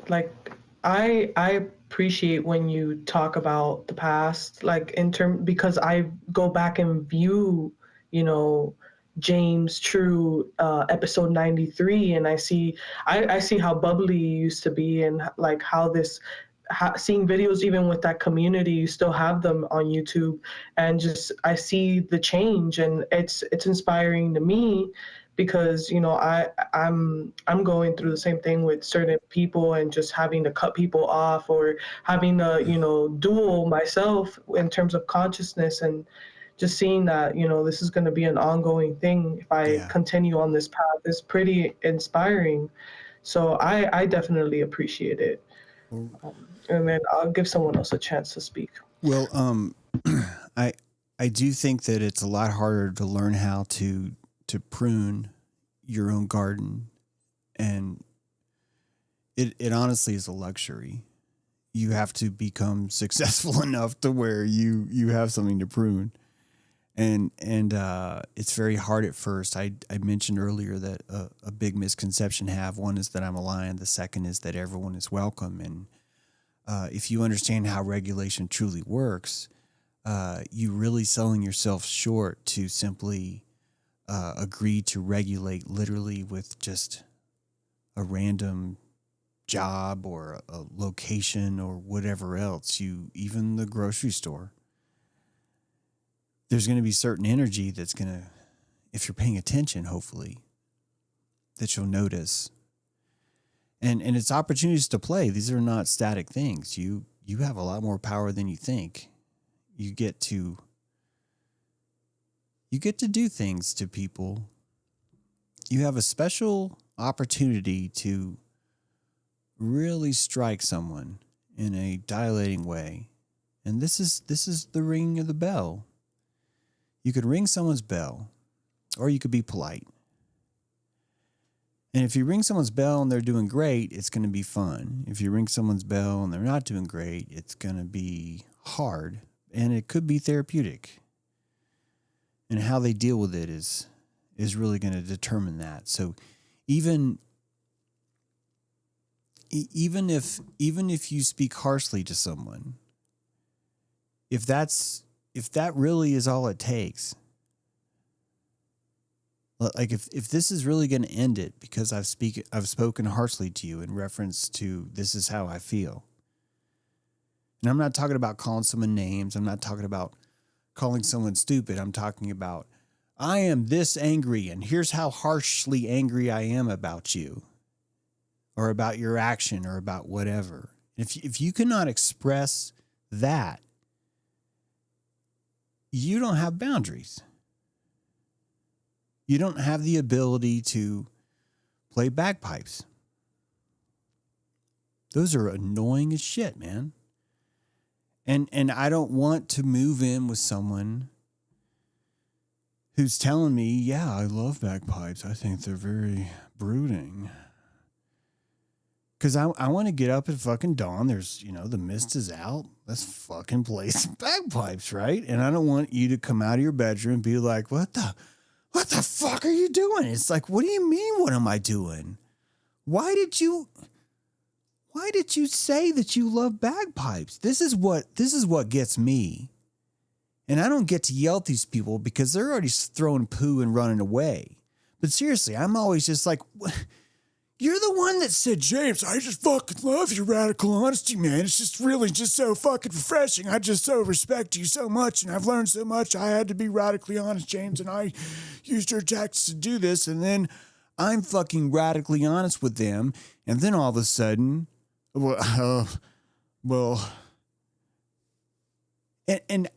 the one that's like, I want to be like, what the fuck, man? How do you look at yourself in the mirror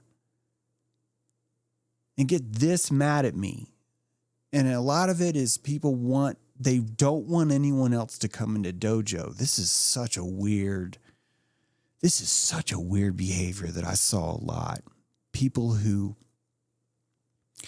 when dojo works, the first thing they want to do, even before they've left, even before they've revolted or whatever, the first thing they want to do is they want to hoard it. They want to make sure no one else can get in. This blows my mind. But this happens all the time. It is so weird. It's so weird to watch. And I'm telling them, I'm like, do you see yourself like right now? It's like, why? This is what I mean by the vandalism. Sometimes it just gets so expensive like that, because every time I have to discipline someone, I'm disciplining a fucking grown-ass adult. I'm disciplining a grown-ass adult that's giving me money sometimes during the month. This is difficult work. Like it's just tricky. I miss all the time because I hit too hard, or I think most of the time where I miss is that I don't swing soon enough. That's why I was telling you about making clean cuts. I think ultimately that's really what does it. So yeah, it takes practice swinging the blade. It really does. You got to get a lot of balance with that. Okay, Mike Stroh, you are up. Good to see you. Or hear you, rather. Hello. Very nice Hi. to hear you as well. Go right Yay. ahead. I want to say that yesterday, I had to sleep on it, but you definitely blew my mind yesterday with what you were talking about. You don't even know what you were doing, man. Like, oh my God, how did you do that, first of all? Like, okay, you were remember how I mentioned that you were describing a hand that was drawn on my page? Well, there was a lot more than that you were describing in sequence, except for the Eye of Ra. The Eye of Ra, you made the owl with the talons, which it had as well, and they were golden. And they literally fucking are still stuck in my mind. And I realized why. Like, I'm like, maybe he's like somehow able to see the video, but like the camera wasn't even pointed at the page at all. There's no way you could see it. And then I looked up at my ceiling and I see the Eye of Ra that I drew them all over my place because I was young and I didn't know what they were or how powerful they were or what could be done with them.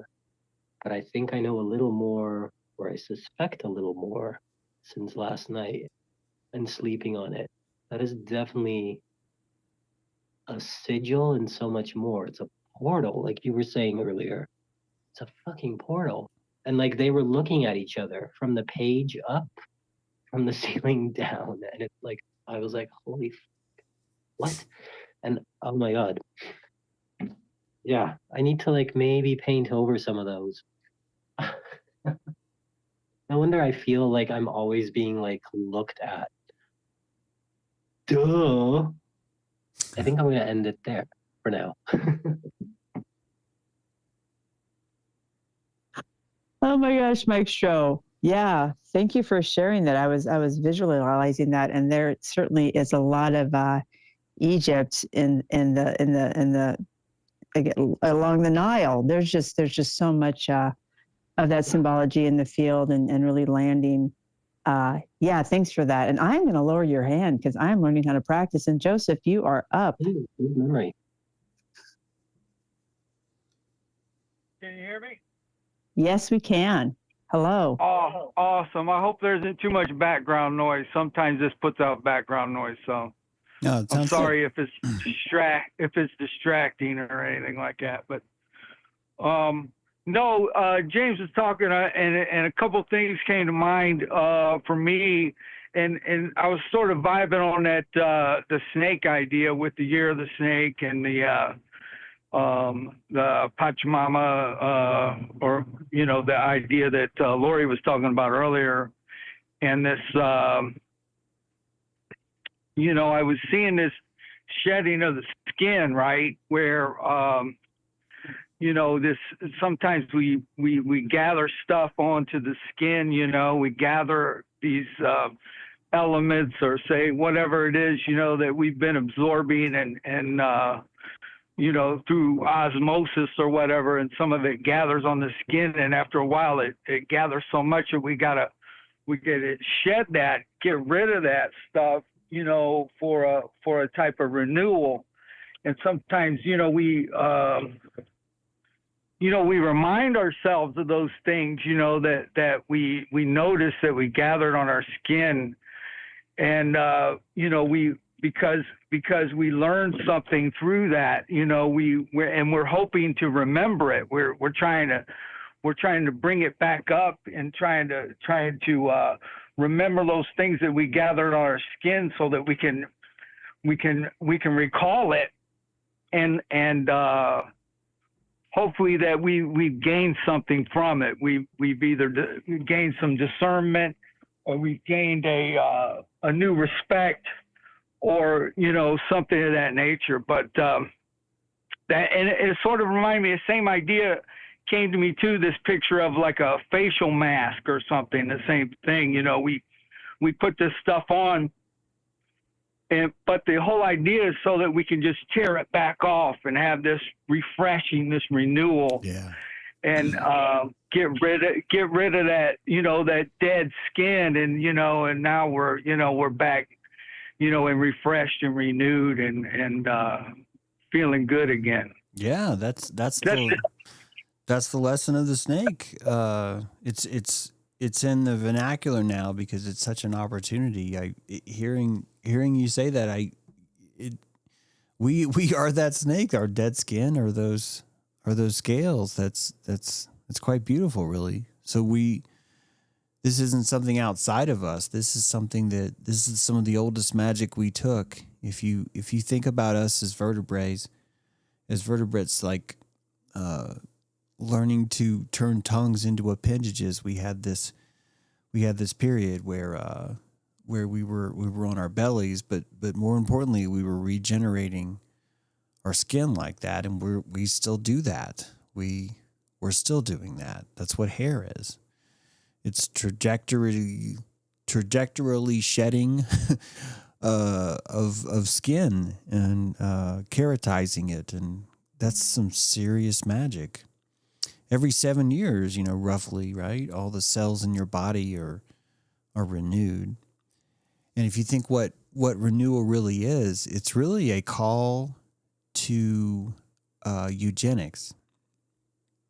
Time is asking every cell, you're going to need to take what's important to you, and you're going to have to move out of here. And you can create another cell, but you just gotta take the stuff. You can only take so much stuff, and you need to take what's important, and because I'm throwing you out. And this is renewal on a larger scale.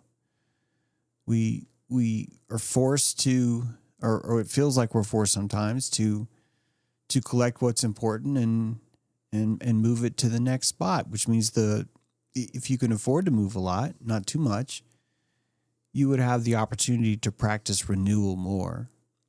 The regenerative magic of being in a new place is the same thing. People have the travel high. They're really just having a renewal high. The limbic flavors are so much easier to quench. It's easier to feed someone who's hungry for consciousness when they're in a new place. There's just interesting things they've never seen before, so they're all going to be a lot more dilating. And so our minds are doing the same thing. We memorize, we mumble the things that are important to us because we're having to renew, and we got to get out of one boat and get into the other, get out of one shell, get into the other. And so all we can really take with us is information. It's pretty trippy, right? Like, if you really think about it this way, the only identity is the information.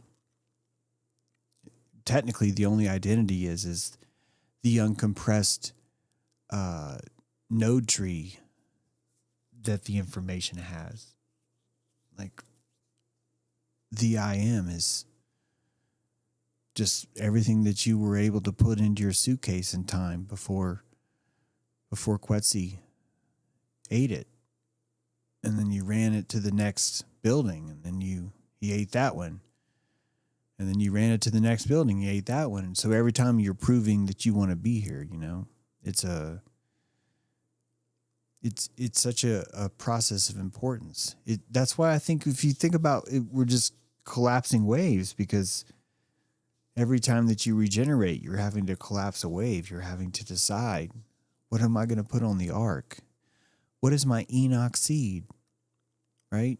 What is out of all the things that are in my life right now, what do I want to send to the next place?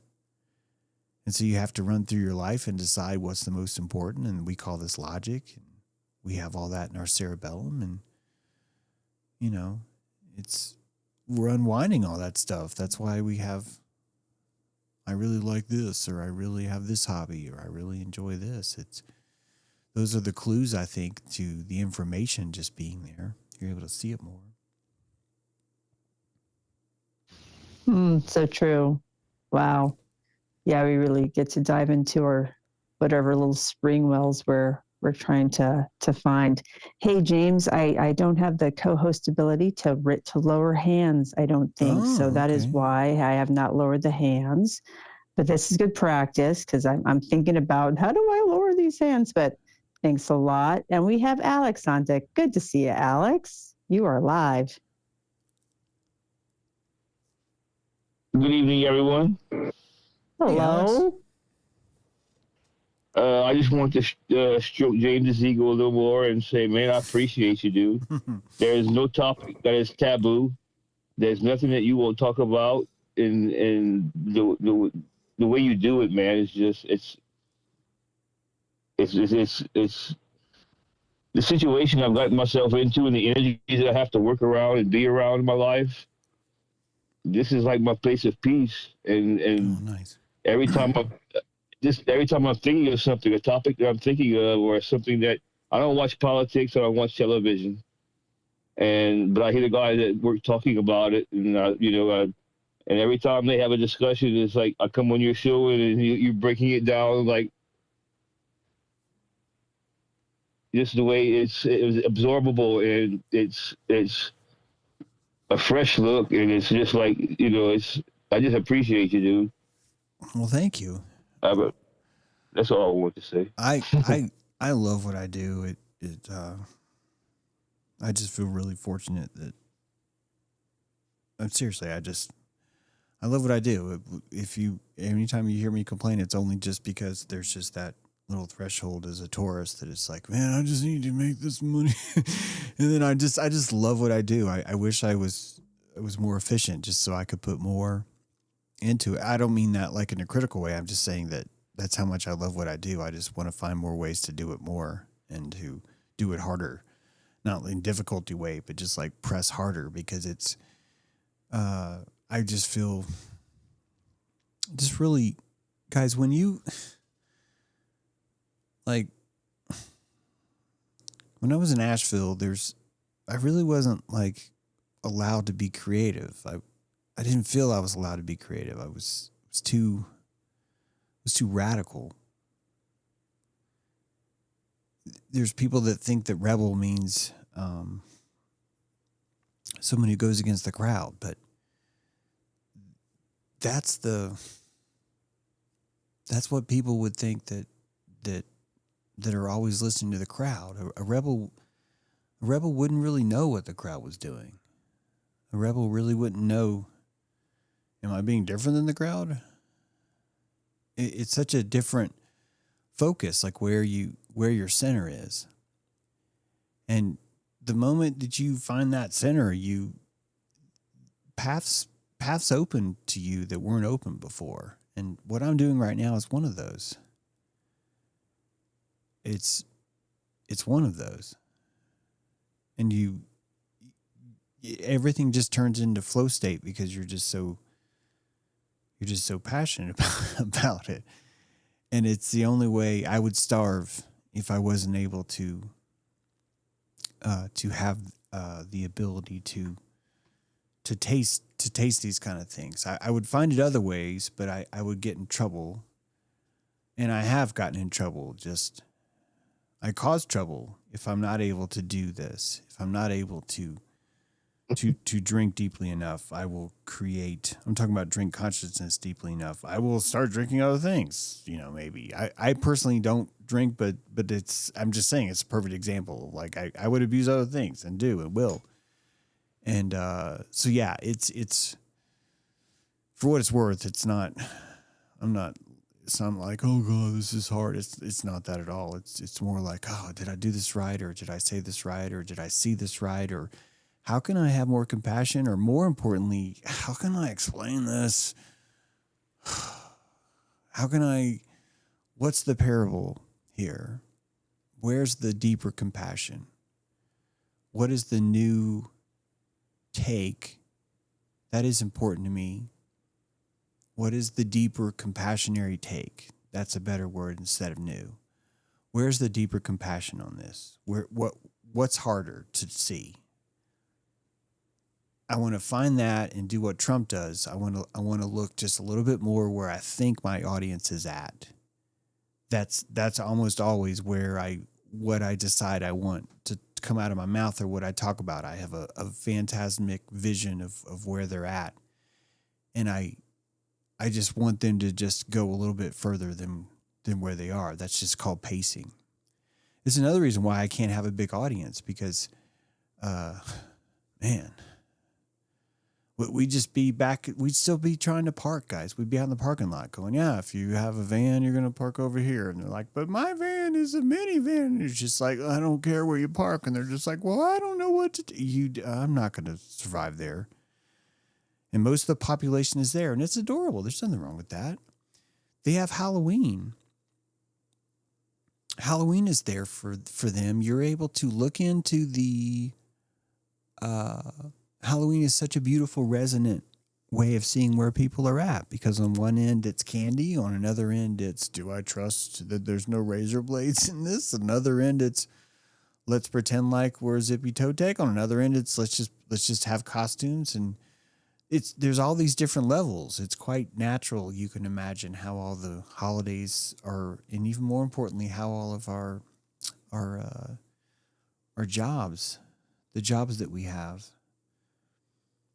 those are just excuses for these interactions of witness, and each of us is being harvested in that way. So I think when you find your center like that, your life, I really think life just shapes itself around you. And I want to see other people do that. I think it would be helpful for the whole world. I don't feel that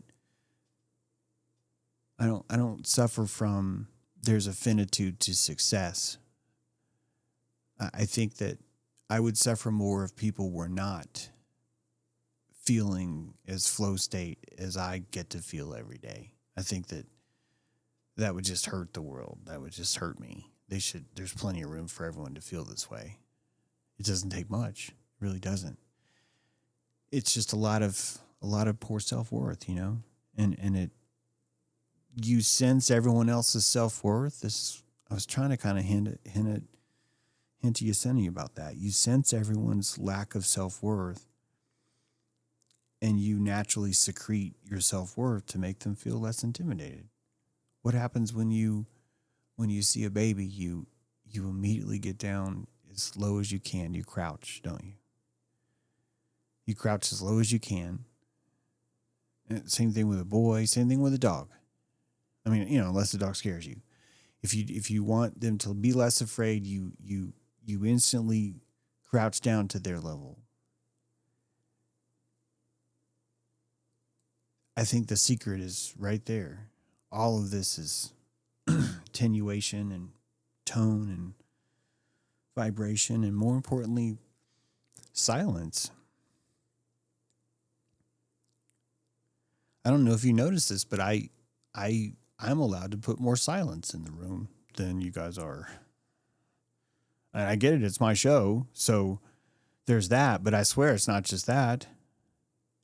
The amount of silence that you can put in the room is going to, man, you're going to learn there's so much to learn from that, guys. Like, seriously, there's so much cool stuff to learn from that.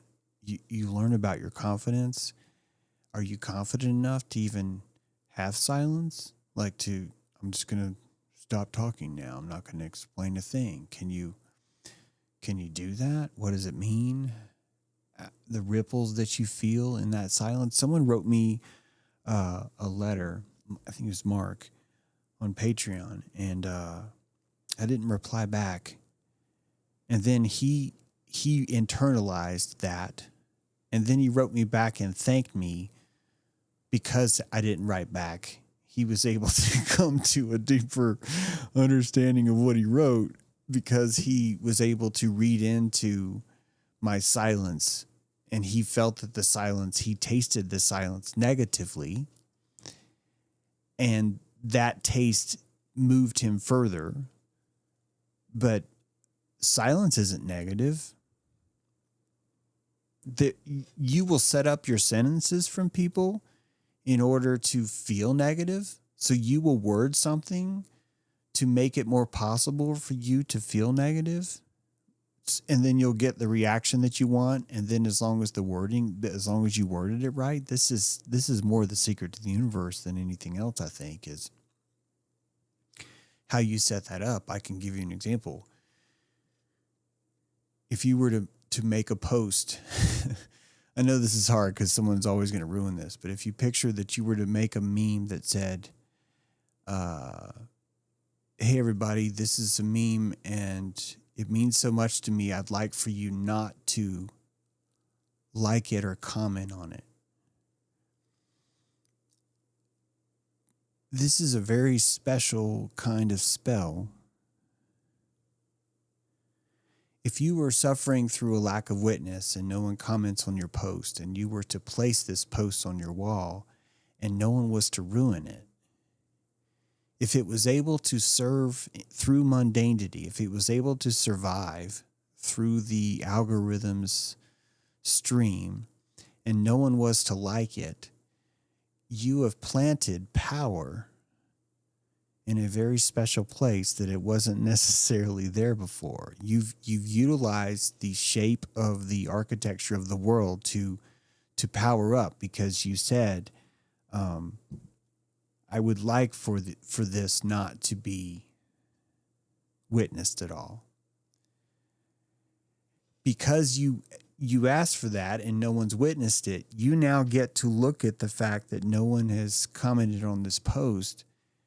All the latent power is there. It could mean that 1 million people have seen this post and all of them are doing what you asked. The latency gives you the ability to create magic because you don't know those things. And this is just there's so much power in this. But if you do not frame the words right, you're not going to be able to leverage this kind of thing. Yesenia, go ahead. Or actually, I think Renee was getting ready to say that. I was, but that's okay. Yeah, we might make that a little more seamless. Okay, Yesenia, go ahead. No, go right ahead, Renee. Oh, no, I was just going to say, you go ahead. That was what I was going to say. So I've completed my mission. There you go. I just have a question in terms of, because there's things on the streams that you say, James, in terms of, oh, I shouldn't call it a chakra, or I'm not even going to make a stream about genderism, or, certain things like that, or even like Vedic astrology. You've mentioned how like you haven't like touched that topic in terms of like divulging in research. So are you open to making those streams, or have you gotten just so much like bad like comments in terms of those subjects? Like, yeah, great question. It's really haphazard. Sometimes I just pick something and I just kind of use it as it's meaningless. It just happens to be the word Vedic astrology. Sometimes that like legit, that does happen.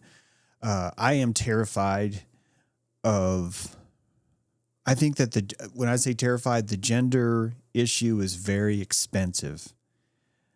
The ego issue used to be very expensive, but I've been pulling enough weight in the gym that I can do the ego thing. The gender thing is very expensive because it requires so much. Everyone's language. A lot of people's language who listens to me utilizes the word gay in a derogatory way.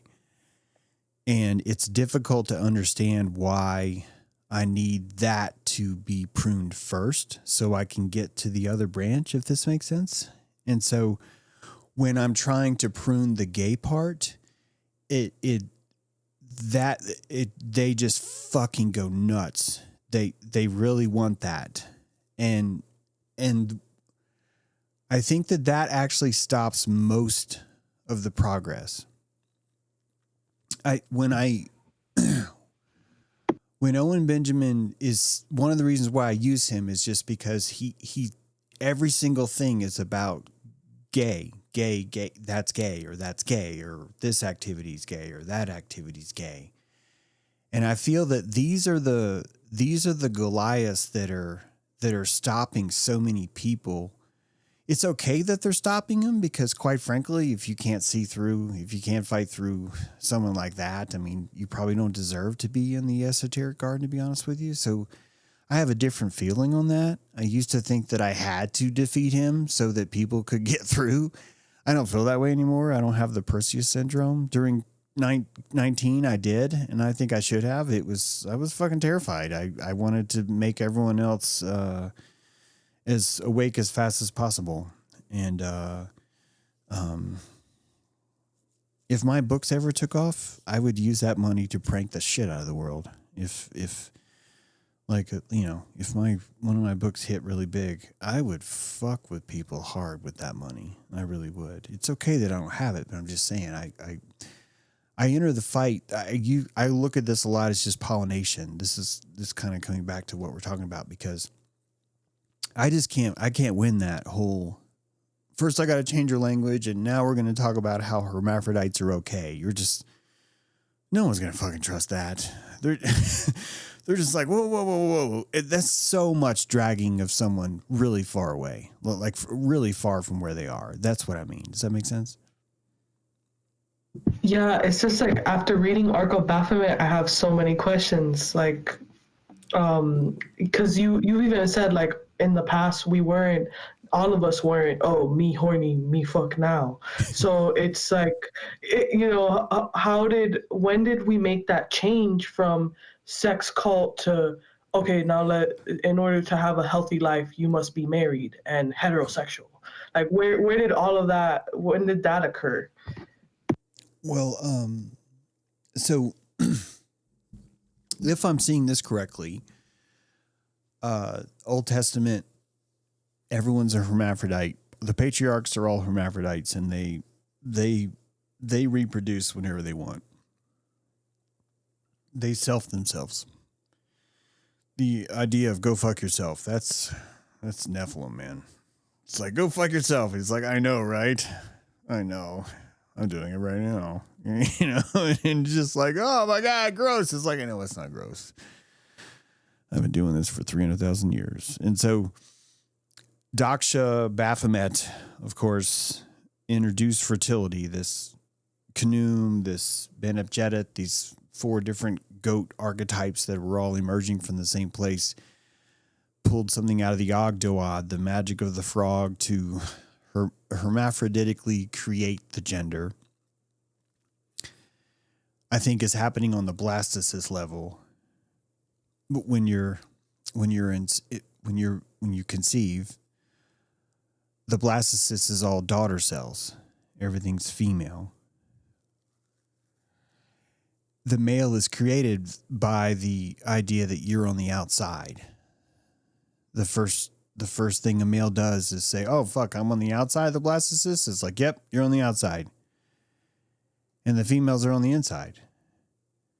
This is the first gender. This is why I'm telling people, guys, you really need to understand the difference between sex and gender. because the first gender is your cell, an actual cell said, hey, my ass is cold. It's like, yeah, it's because that's the outside world. It's like, well, so I'm just going to have a cold ass. It's like, yeah, you're a male. That's what it means. And people started, every time a new cell's born, what does the cell do? Hey, where can I be helpful? I want to make sure that you guys give me ions. It's like, well, we could use some male cells. It's like, okay, I'll be a male cell. I will. And now you know what stem cells are. Stem cells are just, I want to help. What do you want me to do? You need a T cell, B cell? What do you want? It's 3.5 cell? I got it all. I got you covered. You just tell me now and I will morph into that and forget that I can do anything else. I'll specialize.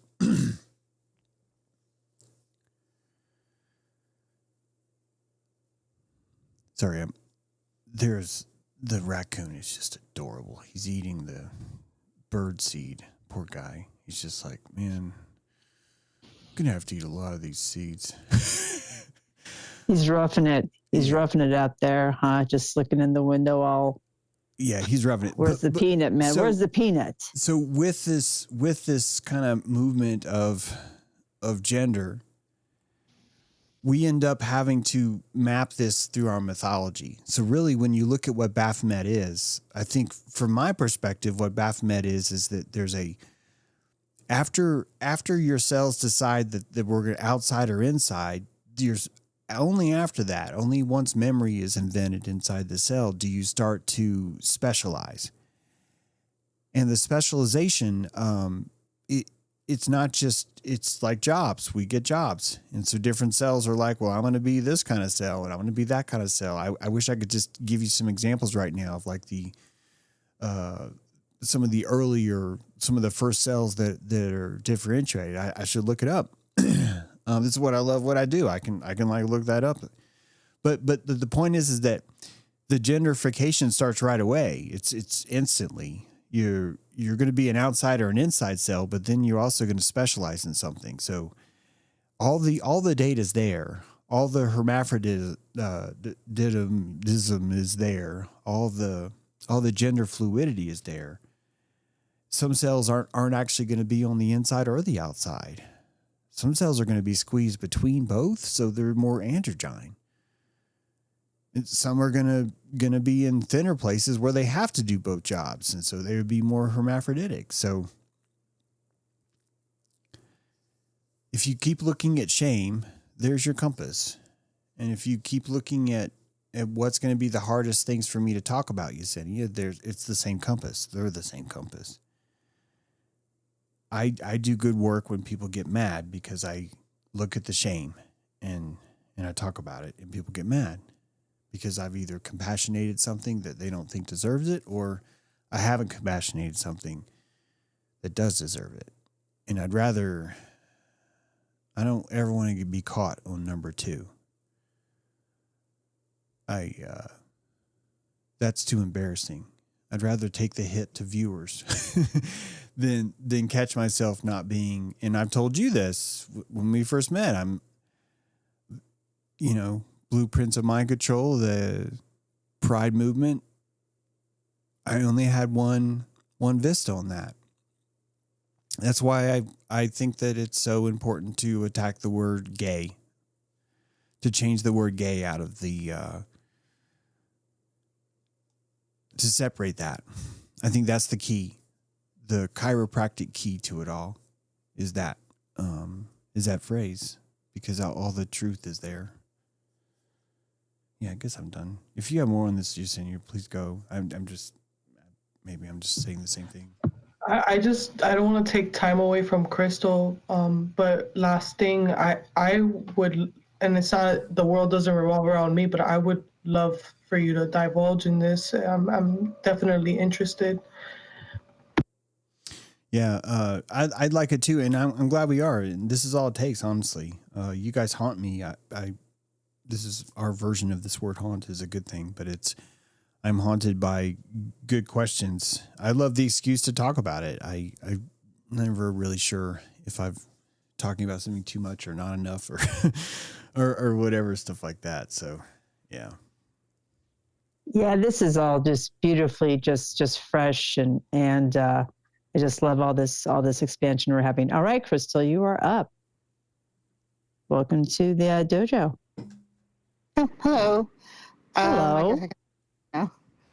Yeah, so this is I just really came across you, James, yesterday, so I'm pretty new to all of this, Oh, nice. or at least your material, and you. Mm-hmm. But it, had that deep resonance, and I've been kind of actively in this process of ascertaining what this place is all about, how it works for quite a while. One of the things I found interesting, and I'm interested if this is the perspective you had. So, in 2017, when The Economist magazine came out with the tarot cards, Mm-hmm. and Trump on the cover, I used at the time Mark Passio's something from his. It was the Kabbalah and how they used as a map for the tarot, and I used that. And what I came away with decoding that was that Trump represented like the sun, the truth, the gold, or it would come through with him, and that it would result in like each individual person having a choice, and it would be the star or death. So like a spiritual death, or you'd kind of pass whatever is going on here. Mm-hmm. And I kind of got the sense that that ladder you referred to out of the darkness and the tests that go on here. And is that kind of what you're, that the darkness is a sensei, a teacher? And I've done a lot of shadow work, and that's been my experience. But is that kind of the overall sense of what's going on here, what we're doing in this reality realm? Is that your...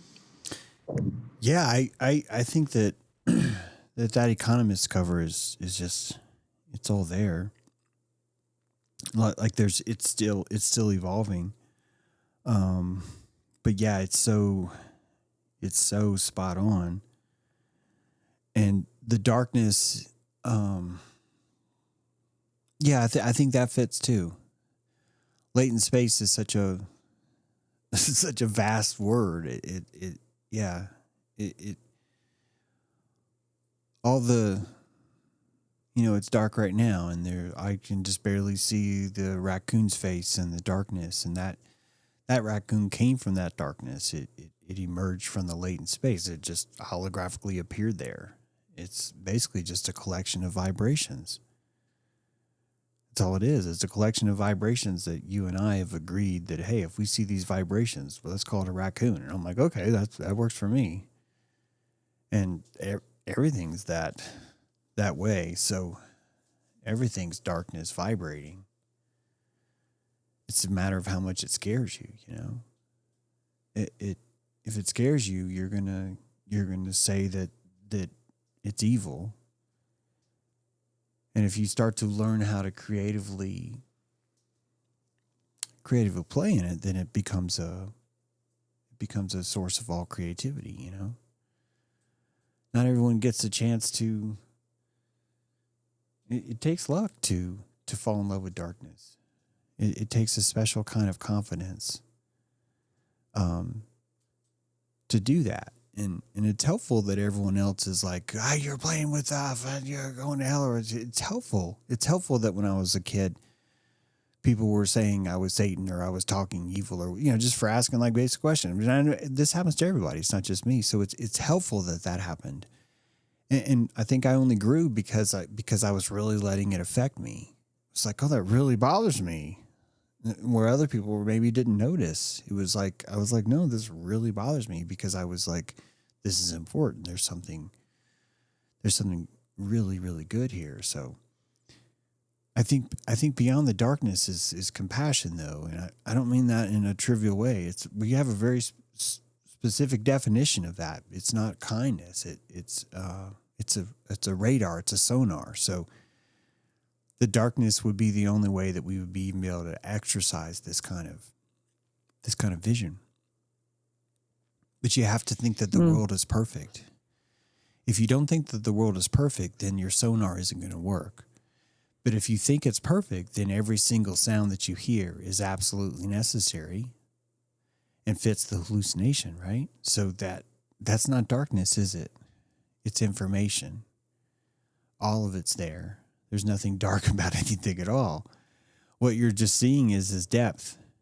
You know, it's like blaming the ocean for being dark. The ocean's not dark. You just don't have the eyes to see. It's deep. It's not dark. You're the one that made it dark because it's too fucking deep. If that makes sense, you know?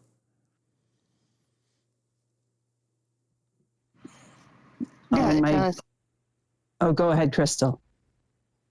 Well, no, I do think of it in a way of being encrypted information. And so it's dark, and then we, in some way, are afraid of our own light and power, and we are creating the shadows in some way that we don't yet fully comprehend. Yeah, But at least that's what I'm kind of. Yeah, even secrets, you know. We even secrets, we don't feel it's okay to have secrets, and we suggest that that's evil. But this is our relationship to darkness. How we feel about secrets, how we feel about trust, about all that stuff. We're just watching we have a relationship with light too. They're different mistresses for me. You know, one allows me to put more ghosts in the machine. The other, I have to save the ghost from being burned in the light. So it's like the light teaches me how to dream, how to haunt resiliently.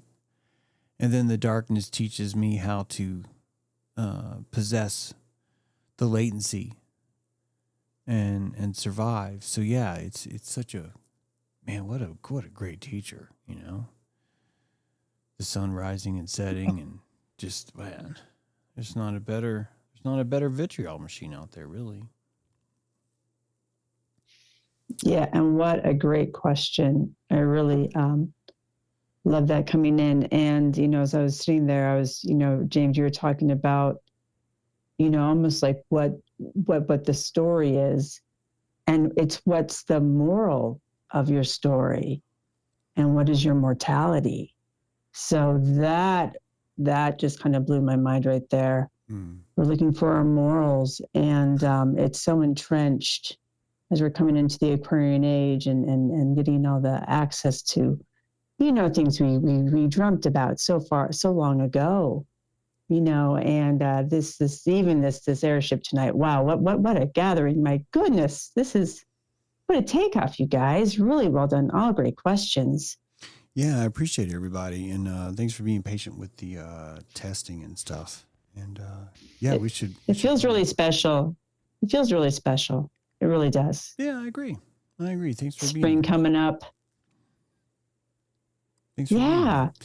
All right, I'm gonna play us out. Play a tune. Yeah. Oh my gosh, I love it. Yeah, I love thanks it. everybody.